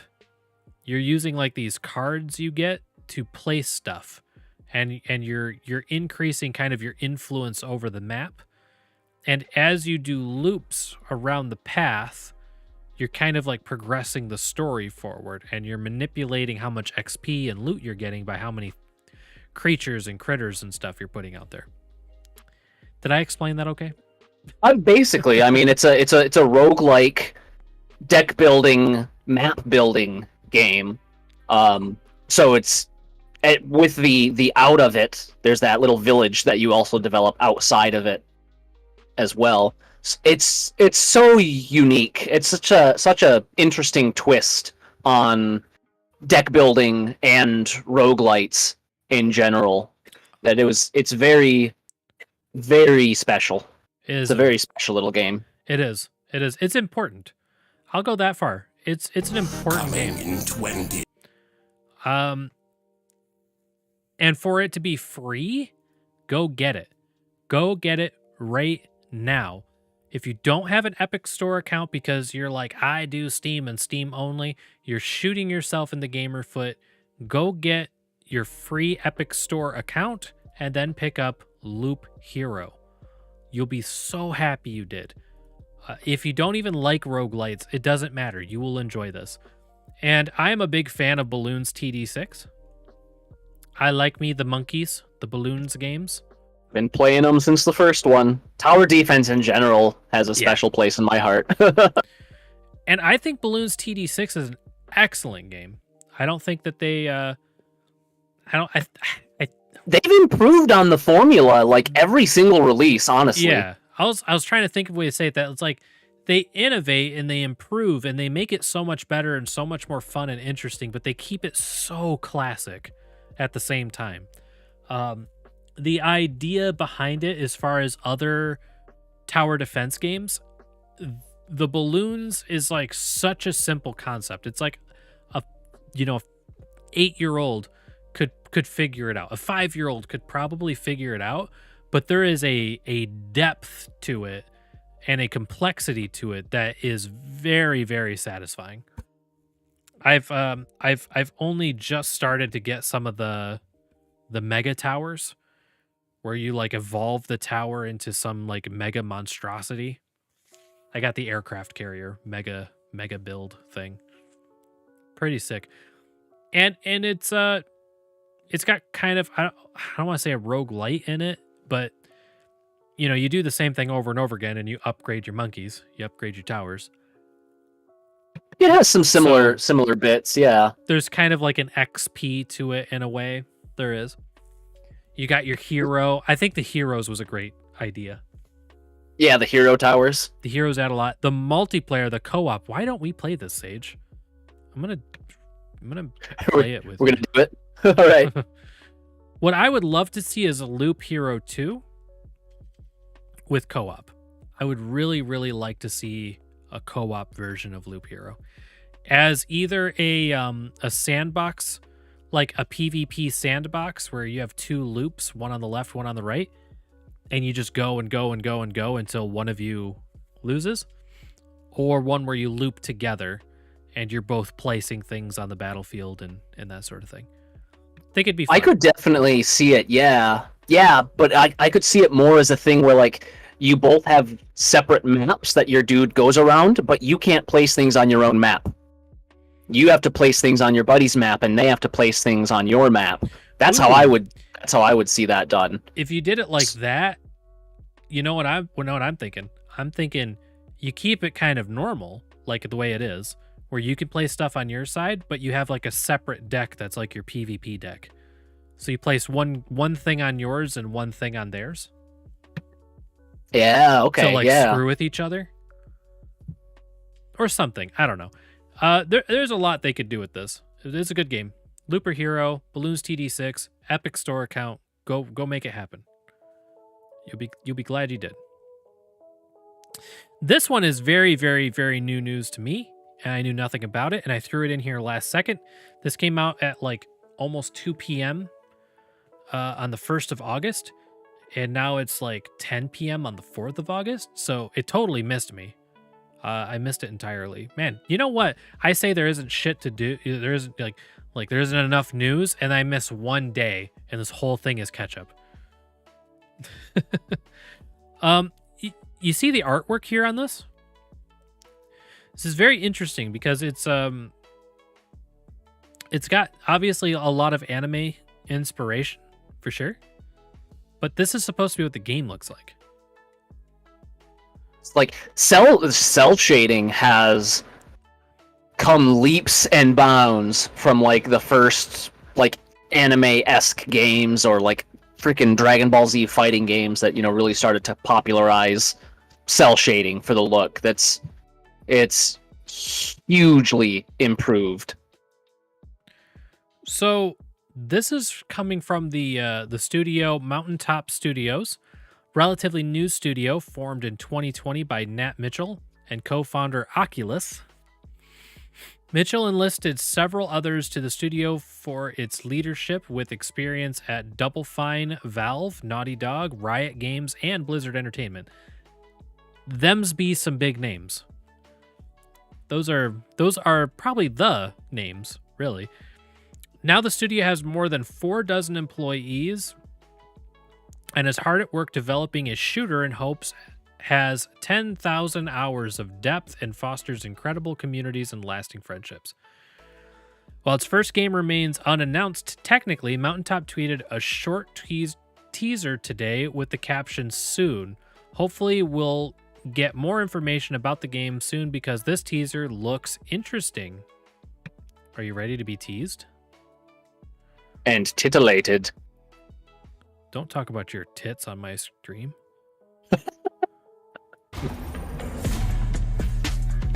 I forgot to share with you again, didn't I? Oh, no, it's still going. Oh, good.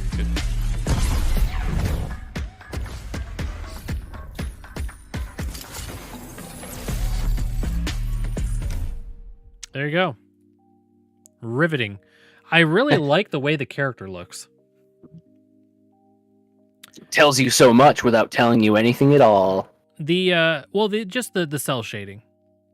Because what I'm wondering is like, are these creases and stuff in his clothing gonna like move in real time? Because I've been waiting for that, where it's like it looks like an anime, but like the lined work, like the animations, the AI, whatever it would be, kind of understand how the lines should move, how they should look, with like wind and stuff.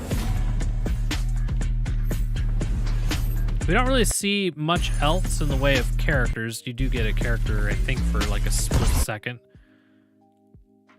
It's very hard to tell. I can't tell. Something landed and caused a boom. There we go. There he is. I just really like the art style. If the in-game actually looks something like this, I am going to be very happy. And then we got some artwork here.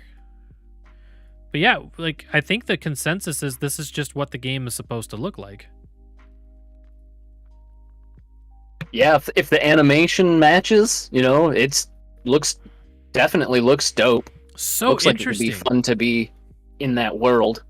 Agreed. As you can see, the video teases some of the characters and locales of the game, all of which look pretty comic booky with a very stylized aesthetic. The symbols at the end might hint at different factions in the game. The teaser seems to quickly highlight a few maps players will be shooting each other on. For the last 3 years, we've been hard at work on our first project, a competitive shooter for those that love the genre. A hiring post from last month reads the studio's website. As we shift into production, we're looking for more talented individuals to join our time of fully remote veterans. The game is set in a brand new universe inspired by our favorite comics, anime, and mangas. It's a world where players can build a legacy through teamwork and competition. So what I like is everything that has come out of this company so far, Top Mountain Studios, has been very, I don't even know how you say it. I'm Lee Horn, game director. Very player forward, very player focused. You know what I'm saying? So this post came out 8 hours ago. And their first major PC playtest will take place August 25th and 26th. And you can register now. So when that article came out, this hadn't been popped up yet, but your boy is Hey everyone, I'm Lee Horn, game director. Your boy has got the news. This was 8 hours ago, and I'm on it. Topical. I just want y'all to be impressed by me. That's all. That's all I want. But I just like the way these guys talk. Hey everyone, I'm Lee Horn, game director at Mountaintop Studios, and we're unveiling a sneak peek for our very first title, a new genre-evolving competitive tactical shooter. If you're tired of sitting out from eternity after getting popped 4 seconds into the round and it drives you crazy and you hate it when your buddy doesn't watch your cross, then we have some exciting genre evolutions that are going to blow your mind. We've assembled a veteran team of shooter experts from all of your favorite PvP titles, including Counter-Strike, Apex Legends, Halo, Overwatch, Battlefield, and Valorant. Our goal at Mountaintop is to create games where you can easily spend 10,000 hours playing and still feel like there's more to master. More importantly, we know these experiences are best had with friends, so we have put significant emphasis on creating regular community competition as part of our meta system core. We've had a dedicated community already giving us amazing and regular feedback on the game. We highly value legacy, and we want our players to be able to leave a lasting mark on our world. If our project is up your alley and you want to help shape the future of your next obsession, then join our community and playtest group. Guess he's not really Our saying first major much, is he? playtest is happening on August 25th and 26th, and you can sign up now at mountaintop.gg/playtest. We look forward to playing with you all soon. See you in Breakwater. Mountaintop.gg/playtest. Do it. Well, we didn't really get to see much. He didn't really say much, but oh well. I will continue to say I feel like the tonality of both the way that they speak and the way that they type and stuff, they seem like very like this guy's the owner, right? And if you just look at the way he writes, very excited to welcome to the team. I don't know how to say it. Thank you everyone who's been part of our journey thus far. Much more to come. It just doesn't sound like professional jargon to me, but I don't know, maybe it is. It just doesn't seem like it to me. It doesn't seem soulless. It could be a lot worse on the word salad, buzzword BS-o-meter. It's not. It definitely seemed pretty legit to me. A lot of the stuff has really hit me that way, that they're down to earth, they're chill. They've been working on this for 3 years and they haven't been throwing it in your face. If you look at the company, look at this. They're following 10. They only have 7 or 6,000 people following them. And their first post was June 30th. And the thing got 20 likes. So it's interesting. They announced getting $5.5 million in seed money, and it got 23 likes, 2 comments. So I feel like they've been really just getting at it. You know what I mean? Like really, really just working and not flashing a bunch of shit around, not trying to ride a hype train or anything like that. They're just like, we're making a game, right? And almost like a proof is in the pudding kind of feel to it. Especially since they haven't said barely anything about it. 3 years of development, and they're going straight into a playtest. So I kind of feel like Lord Glarp's got the scoop. No one else is talking about this. Sounds pretty cool to me. So, you know, when the playtest comes out and everyone starts playing it and they love it and they're like, it's amazing, where'd this come from? Just know that I said it first. That's all I want. Just want the gosh dang recognition I deserve for doing all this research on these topics for you people.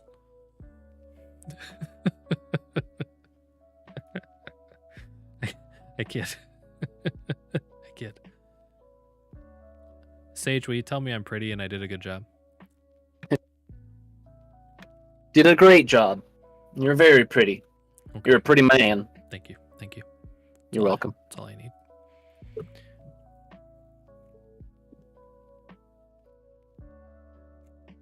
Oh, fuck. I got a pop-up that said, how did the stream go? And I was like, did I end it? It was for Discord because Sage is looking at my windows. Just a minor heart attack, that's all. All right, are you ready for the news of the day segment? Yeah, bring it on. Alrighty. So this is where we're going to talk about like the stuff that everyone else is talking about. And I kind of wanted to get ahead of it a little bit because I think it's kind of just starting to amp up. I may be like 2 days behind it because this was like Wednesday again. But a little bit has evolved even since Wednesday. So XQC hits back at everyone losing their minds over his React streams. This is from January 10th, 2022.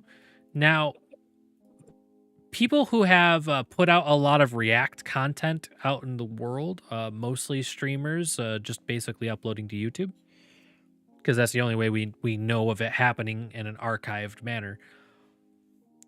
This has been bitched about for a long time, right? A very long time.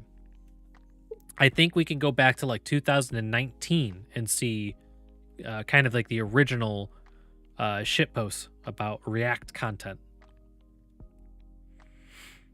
So XQC has once again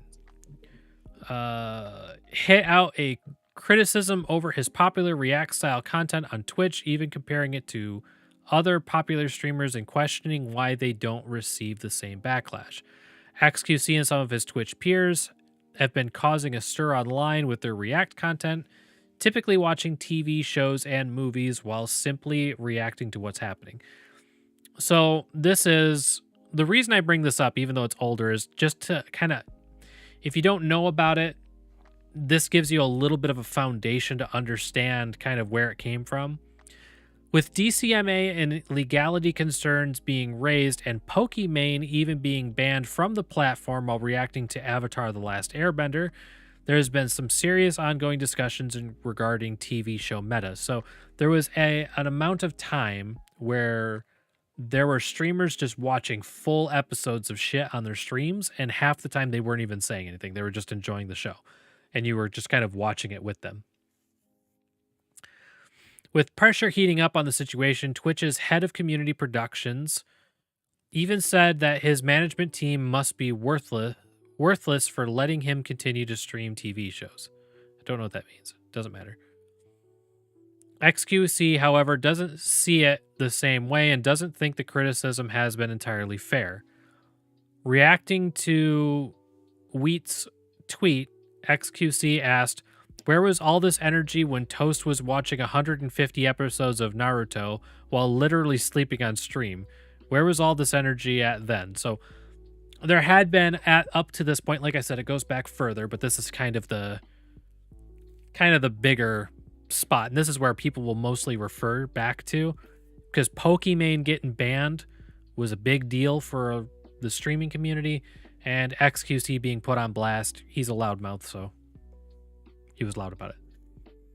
He goes on to question why he watches 3 hours of content and the internet loses its mind, adding that Disguised Toast had literally a library of one of the most distributed animes in America, and nobody blinks an eye. So here we got the this is the clip. This is the clip directly from Twitch. This would have been during his stream. When Toast was watching 150 episodes of Naruto. So it's the same thing I just read. So this is kind of the stew. There's been other people, Ms. Kiff, Asmongold, Hassan Piker. They've been kind of Pokimane, obviously. Over the years, they've come under fire a lot and they've spoke out in different ways about it. To me, the sentiment has been mostly, why me, not them, sort of thing. You know, everyone does this, why not me? You know, this is normal for everyone else. Why isn't it normal for me? I think has kind of been, Hassan's got issues with copyright in general. And then there's people like Asmongold who advocate for the idea that videos tend to get more views after you react to them. So if you take a random YouTuber off the internet and you react to one of their videos and you're a bigger streamer, you know, you get like the 27,000 views on it that they don't get being the original content creator because you're watching it on your live. But it ends up getting liked and distributed and picked up by the algorithm and then exponentially growing, even though it was reacted upon in a completely different and separate community. So I hope that tracks. Does that track? Am I making sense, Sage? Yeah, I think so. It's just, it's a complicated topic, and the consistency of it is definitely a big problem.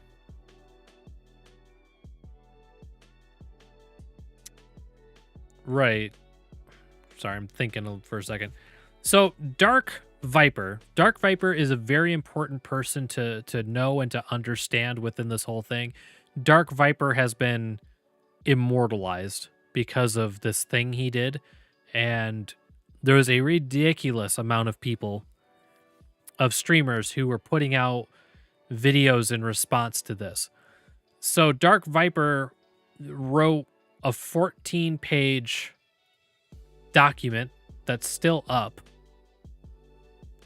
on how the React grift works. This is 14 pages. It's a pretty big font though. And just rips into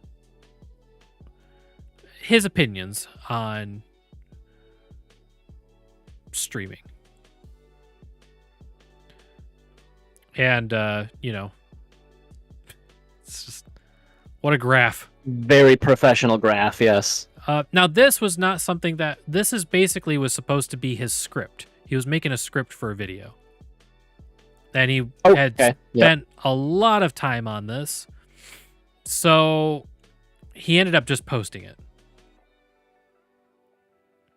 Just want to put this out there. He said, all reactors are bad people. They exploit others to benefit no one but themselves. Collectively, they have stolen millions of dollars from actual creators and have stopped countless of thousands from having a career.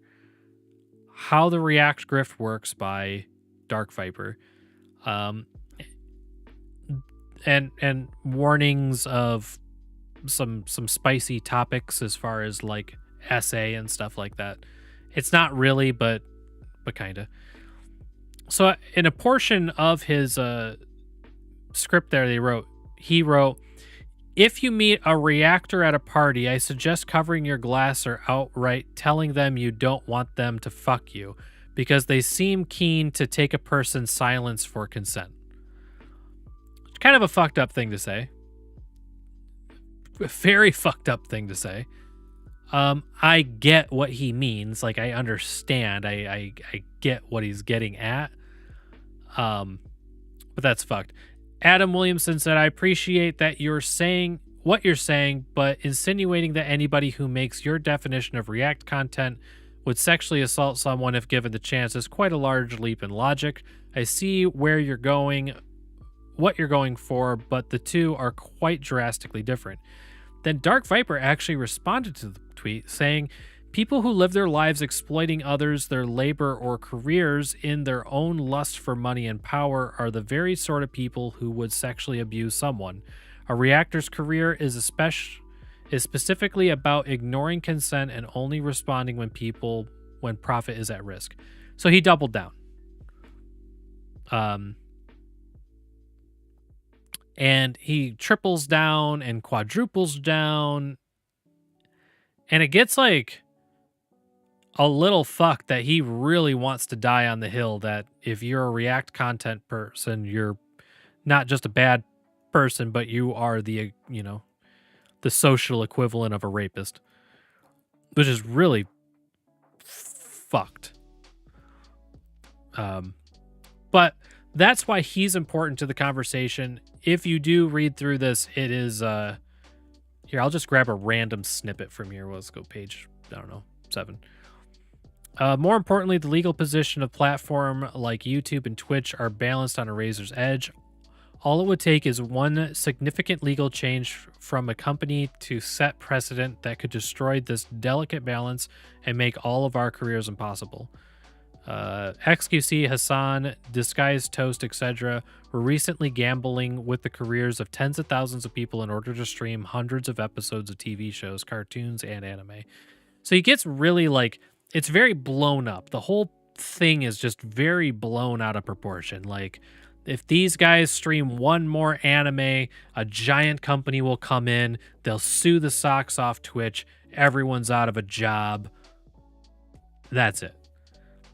And that's just from a random snippet. Yeah. So there's that. Now we're getting a little closer to current. This is February 9th, 2022. Moist Critical and Mizkif hit back at Dark Viper over React content. Let me see. So I'm a big fan of Moist Critical. I know he's not everyone's cup of tea, but recently I've been less of a fan, but historically speaking, I've been a pretty big fan. I know they say the Lord forgives all sins, even... So what's very important about this video that Charlie made, that Moist Critical made, what's important about it is he kind of dissects the whole thing. If I remember correctly, I'm pretty sure he even pulls up like channels. Yeah. So this ordinary sausage channel, let me see here. Fucking reactor, and I save channels and blow them up because I don't believe in that. There it is. Planned on. So this is a really important take, and this was, I think, the most important take from the whole thing. Boost, and all of a sudden that person's going to be a superstar, and pay people an exposure. It's all legitimate. Like, hey, I watched your video, so you can't be mad. No, I can truly understand when somebody doesn't like when someone reacts to their content. I get it. It's not like I'm fucking delusional. I understand it, and I totally sympathize when it's someone that doesn't add anything to it, and I'm guilty of it too. Like I mentioned, sometimes I just get lost in a great video and I end up just fucking sharing that video to the stream. Not on purpose. I planned on adding more to it, adding commentary, adding jokes to it, but sometimes I just get engrossed in it and I failed to deliver on my part of transforming it. I completely understand that perspective and agree with it. I get it. But I can, however, prove that multiple times channels I've reacted to have been very positive about it and their channel has grown exponentially as a result of it. I never like talking about these things because I never really like it to see. Yeah, obviously you wouldn't want to talk about it when you do this because all you'd be doing is like buffing your own ego. You'd be like, hey guys, remember that video we watched like 3 days ago? It blew up. Good on me. So it's obviously not realistic to really talk about that sort of thing. It's kind of like a silent contract or a silent understanding between the reactor and the recipient of that reaction.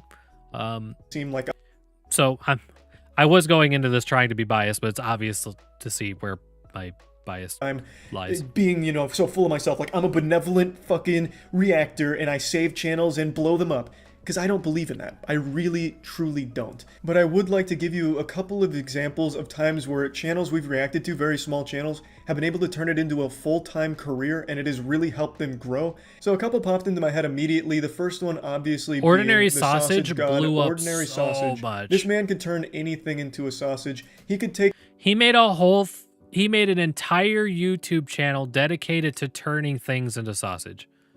My wife watches that channel a lot. Oh, does she? It's an awesome yep. channel. She's... So this is what I want to point out. When he's talking about this on stream, so this would have been the live stream, these videos were getting what, like 13,000, 4,000, 3,000 views. He had 3,000 subscribers. Let me steal this window real quick.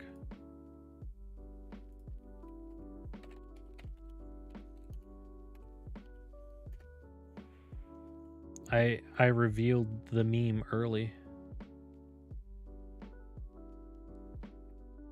So now we're gonna do a little bit of a time warp. So this was when Charlie found, excuse me, this is when Moist Critical found the channel. 3,000 subscribers. Now this is the channel. 720,000 subscribers, each video getting no less than 50,000 views.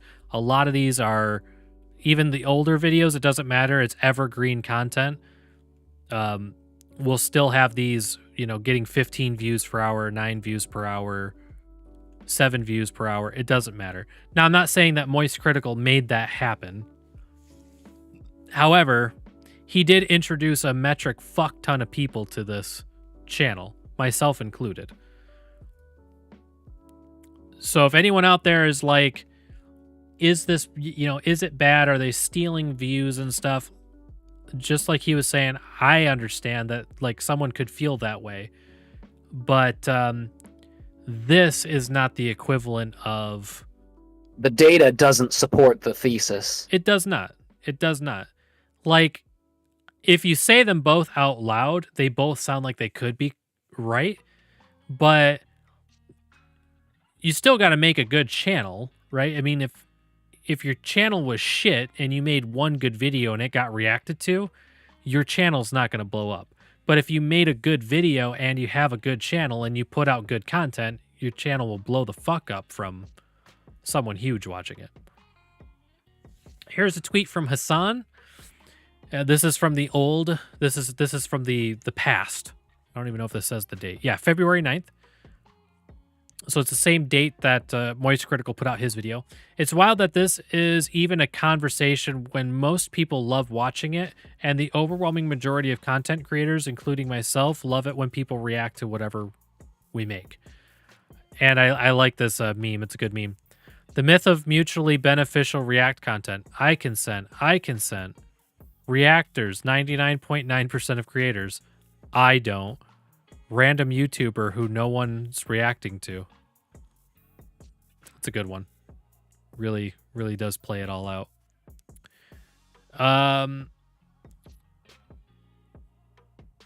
So here's a Dark Viper who now we're at February 10th and he's still dying on this hill.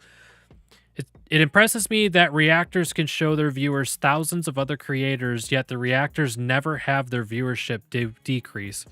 Weird, right? I mean, these viewers would now be splitting their time with all these other creators, yet the reactors' viewership increases.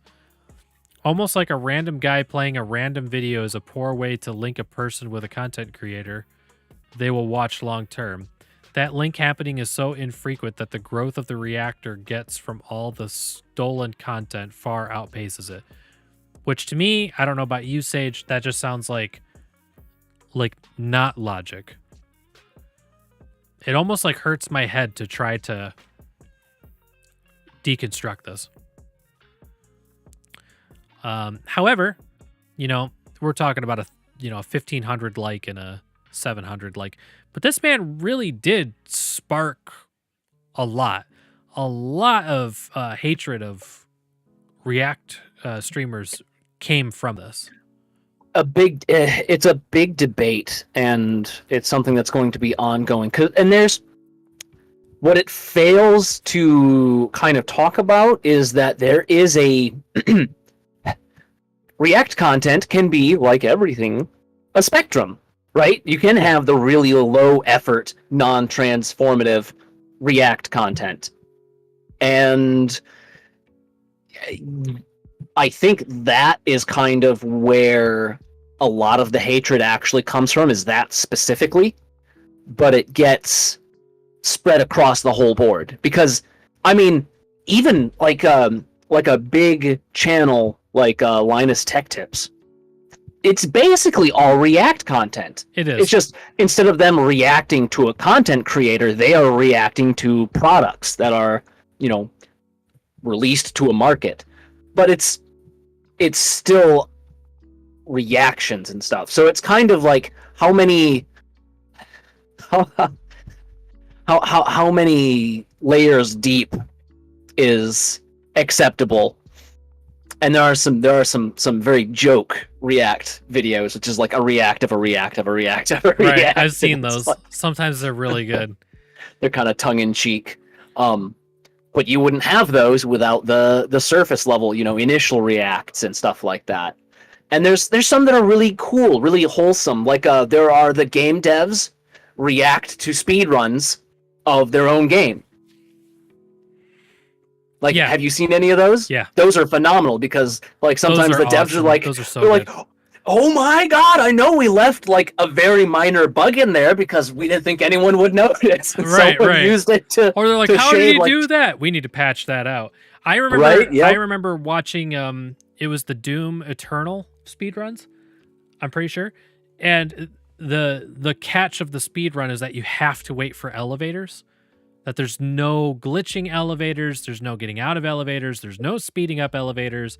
So these guys would run, I'm pretty sure it was Doom Eternal, I'm pretty sure. So it was like you would see, so these developers who developed the game would be seeing these speedrunners like spinning in circles and going crazy inside their elevators. And they were saying, they're like, yeah, in future games, we should make it so the elevator purposely goes slower if you're completing the game too fast. And I was like, that would be fucked up. like the elevator goes 20% slower if you're going like too fast, and like every level it gets like 5% slower. Just to torture speedrunners. So this Brett Tech Saint HD, they posted this. Now the thing is, Brett Tech Saint HD can be found in who's our other boy's name?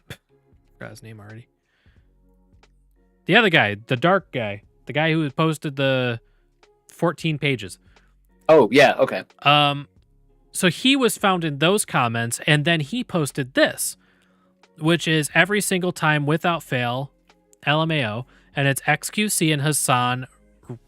It's a YouTube video of them reacting to the same video. So this video came out. This video was very popular. The Kennedy assassination. This YouTuber took an entire year making a video that's like animated and artistic, and it covers everything about the Kennedy assassination, like everything we know, every angle, every nuance. He spent 1 year making this YouTube video.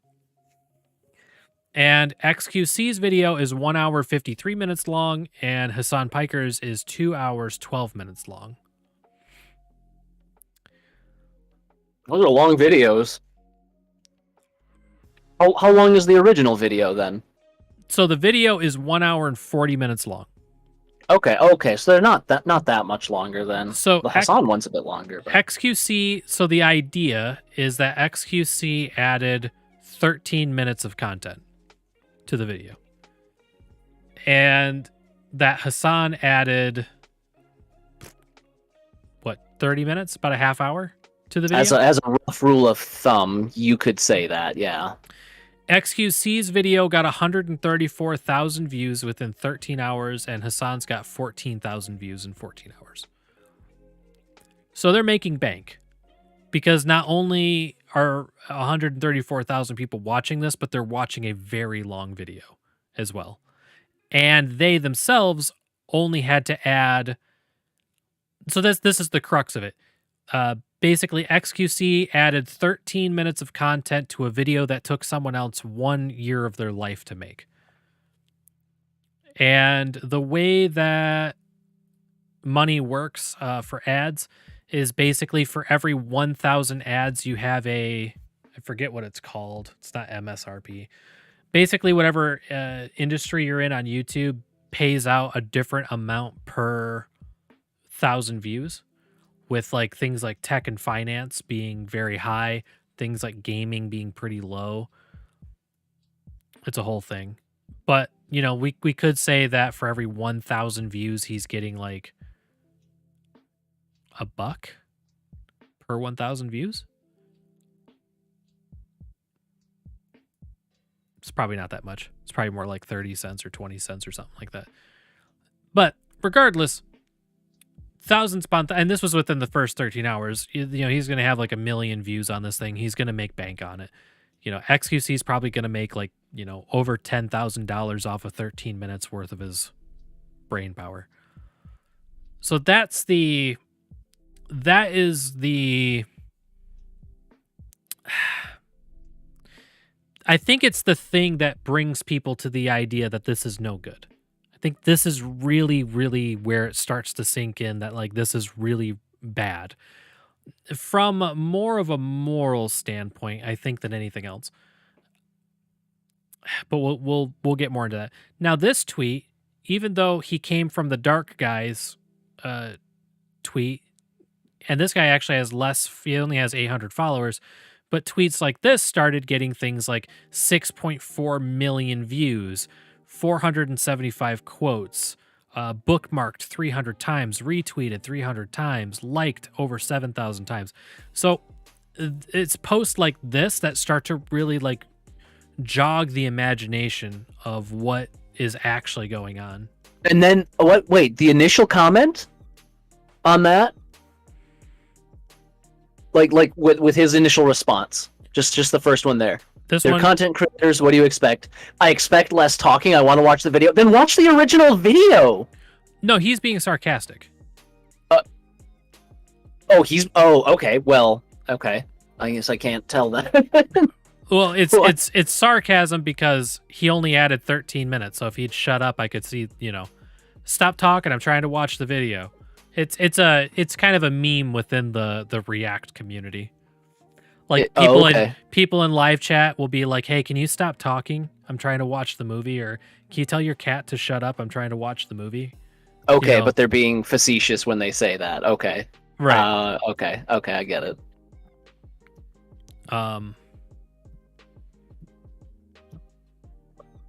Yeah, right here. A 15-minute reaction to a 1 hour and 40-minute video. I wonder what in-depth information he contributed. Yeah, those faces. There would be one thing that would be kind of important and to see would be how much cross-pollination is actually going on, you know, or like how many people who viewed the original video first then went to go see like, oh, I wonder what, you know, insert favorite content creator here thinks of this video if they watched it yet. Yeah, and that has been highly documented.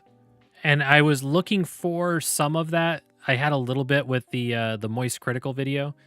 The problem is these are like very long videos, and it's like these tiny little graphs and snippets.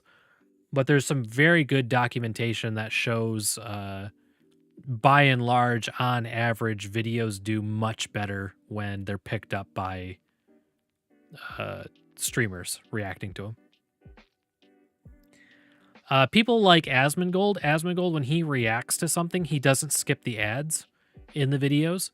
And he always puts in his live chat and in the YouTube channel the description. And typically at the end of the video, he will always say something like, "This was a great video. Go over there, give them a like the video, watch the video." Like, he always puts that out there to his community. Which is about as much as you can do as a content creator, unless there is something built into the systems to account for it. For example, if there was an API hook in Twitch or whatever streaming platform you used that would automatically say, hey, this person has this many viewers currently, and they're playing this video on this platform, so we are going to translate that into X number of viewers for this video to, you know, like that. Tell me that couldn't be done. It would just make too much sense. Right. Now, I was thinking about picking up this video, the original video with the sniper rifle. So this is after, we saw what it was after 13 hours. This is after 3 days. It jumped up to 300,000 views. So it's getting about 100,000 views a day. And then people took snippets of him watching, quote unquote, watching the video of him drinking soda, eating some cake, drinking some more soda, getting up and using the restroom. Without pausing. Well, okay. I'd be like, yeah, the not pausing the video while getting up and using the restroom. That's one thing. But I mean, I watch videos all the time. Right. Like, yeah, no, as someone who has like 30,000 people watching plus, I would hope they're still being somewhat sarcastic when they're. This dude spent a year making this video essay just for them to steal profit from him to make that dumb Mr. Beast face. YouTube got to start cracking down on this kind of stuff. It's getting annoying. So we're still, so now we're in July. So this video was the July 27th, 2023. Because basically the meme and the attention really came from the thumbnails, that both of the thumbnails were nearly identical. Even though they made this independent of each other. But it's still low effort, right? It all kind of comes back to, look, and as a business decision, it actually makes a ton of sense. Like, we can put in this very minimal amount of effort and, you know, question mark, step 4, profit. Like, as a business decision, it makes a ton of sense. But it's, I mean, it is low effort, and I don't think you can serve. It's not a sustainable content creation strategy for any one particular individual. I don't think. Like, you can't. An individual content creator cannot survive on React alone. Right. Some get close. That raw base. So, yeah, some get close, but they also generally, I would think, I don't consume a lot of React content, but I would not that kind of React content anyway. I would assume that the ones that do get close to surviving on it are either doing a much better job of reacting to content than just kind of doing the, you know, mouth half open, bleary-eyed staring at the video, chuckling once every couple minutes, and then like, there you go, that was the video. Like, favorite, subscribe. Yeah, you know, yeah, exactly. I would imagine the ones that are doing well with it are actually, at the very least, bringing to it a level of showmanship and whatnot to, or they're just that big. That's the other thing. They're just already that big, and they can afford to just do React at that point, which and would be kind of sad. And now for a moment, because this is a podcast that Hassan Piker is on, who we've been talking about a little bit here, this guy, and Ethan Klein is going to kind of push his buttons about it, dig into about it. There's some kind of irony or something, I don't know how you would say it. we're about to react to another podcast that is reacting to XQC, who is reacting to a separate video. And yeah, so it's because it's interesting, though, you know what I mean? Yeah. I'm not taking it's about filling it. It's about filling that space a little bit better. You could plan something ahead of time. You could film something to play when you're there. And Hassan does kind of get into like what I thought about doing. Some of his shortcomings a little bit reacting. is like I'll play a complimentary video that is like off of that you see is not mine. The it's one fan-owned. right. It's never going to be outside of the bounds of fair use. I mean, here's the difference between your channel and XQC's, which I'm looking at now. This man uploaded 5 videos in one day. There's no fucking way that anybody's putting any effort into this. Like here, I watched this video, Andrew Tate's... You could have multiple editors. I mean, I have multiple editors. Let me see it. This video, Andrew Tate's controversy, have finally caught up with him. I watched this video, so let me see. From a police raid on their mansion resulting in... Huh? And of course, and XQC wouldn't care about uploading this because he doesn't have any moral... So this is what I wanted to get into. So this is X on his live stream who's watching a YouTube video. He's not like full screening it or anything. And, you know, Ethan's issue is that X doesn't like say anything. He basically just sits there and watches it. There's 10 seconds of him sitting there like a moron. Look at this idiot. Even intro it, he didn't talk and re-upload them. And then, yeah, he didn't intro the video at all. He didn't talk about it at all. Then the video's over and he doesn't say anything. He just shuts it off, and that becomes his YouTube video. Yeah. So that's kind of like the issue that... So these guys who are both, you know, Ethan reacts to news, but he reacts to videos a lot. But they're in the same space. They do similar things. They do. Ethan will bring like people into the studio who have to do with things that are going on. So he'll like interview people who are part of the controversy, part of the story, you know, get them on Discord and stuff. So he kind of interacts with the content on a level that most people don't. Like, he'll see a good YouTube video, they'll watch and commentate on it, and then they'll interview the maker of the video. You know, right. So he gets a little bit more in depth with it. Hassan does so much like political commentary that he's basically just sitting there 8 hours a day, 7 days a week, just sucking down the internet. Gross. Yeah, what a way to say that. Just slurping up the internet. They do talk a little bit about fair use and copyright and stuff like that, but what I wanted to show here is I forgot how fucking long this is. It's like they have like a 1 hour talk about it, and it's pretty good. But even when you do that, you have to... Even Hassan talks about like some of the React stuff he does is not high enough quality. But the difference is he doesn't upload it to YouTube if it's not. So he'll still be streaming and he'll still do reacts, and sometimes the reacts don't hit or they're just not very good, or he had to get up and take a piss or something. But then he won't upload them to YouTube because they're not transformative enough. I guess. I don't know. It's like at that point, why even?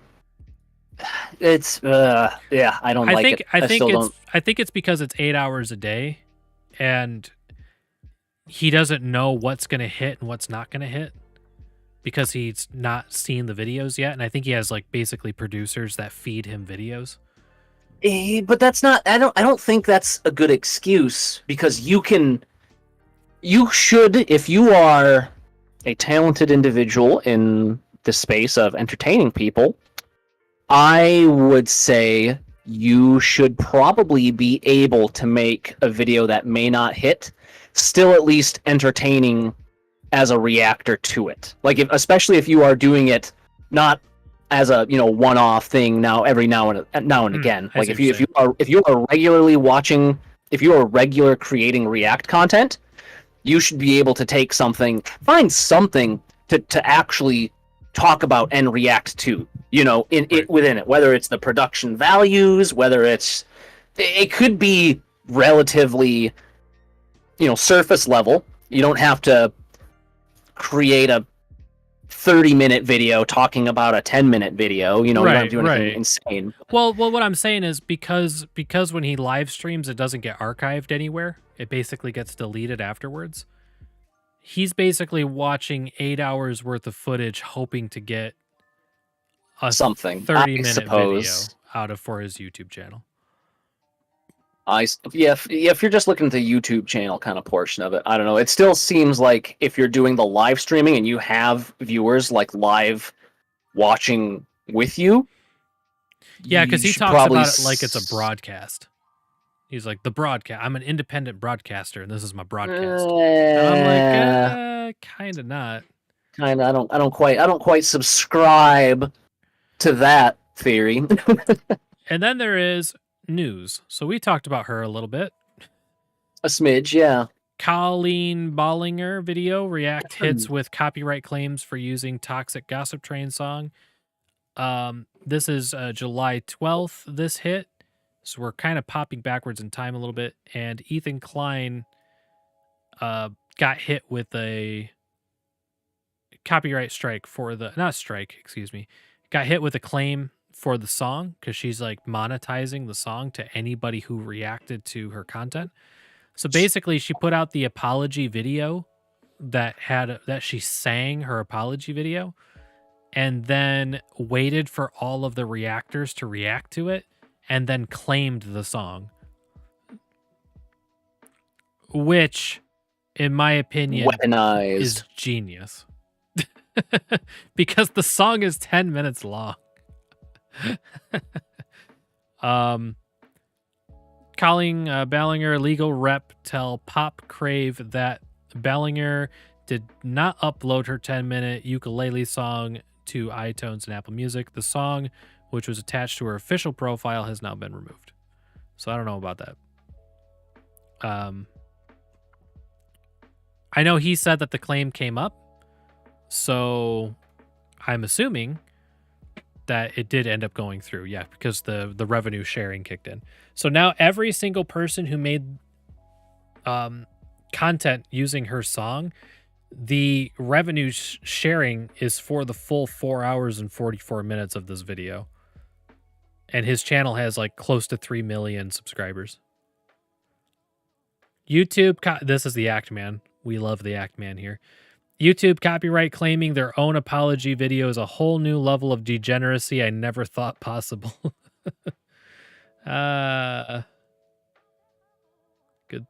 Good stuff. What a grift, though. Grifting the grifters. See, that's the thing is the Reactors, content creators, if you want to stop them, you just have to learn how to weaponize them. You got to out Robin Hood the Robin Hood. That's it. That's all you got to do. You got to get a picture of your face and copyright it. So that way when they show your face on their videos, you can make a claim. And then you can sue all of the AI companies that have used your face image as training data. Right. So now that we've kind of reached the end, Reactgate 3.0 is happening right now. And I cannot possibly care. I don't care. There's video game gambling going on out there. There's children getting addicted to gambling in video games. There's terrible like AAA practices going on in games. In the streaming space, in the YouTube space, there's, more content than any human being could possibly consume in a lifetime. And if you're already on Twitch watching someone stream 8 hours a day, you're probably not on YouTube looking up random sausage videos. So if you see a streamer who introduces you to sausage videos, just go subscribe to the sausage videos and enjoy the sausage videos. That's my take.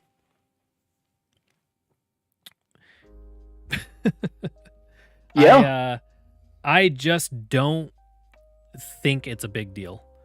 And as someone who makes content, I would be ecstatic if somebody just watched my video and said like 5 words about it. I wouldn't even care.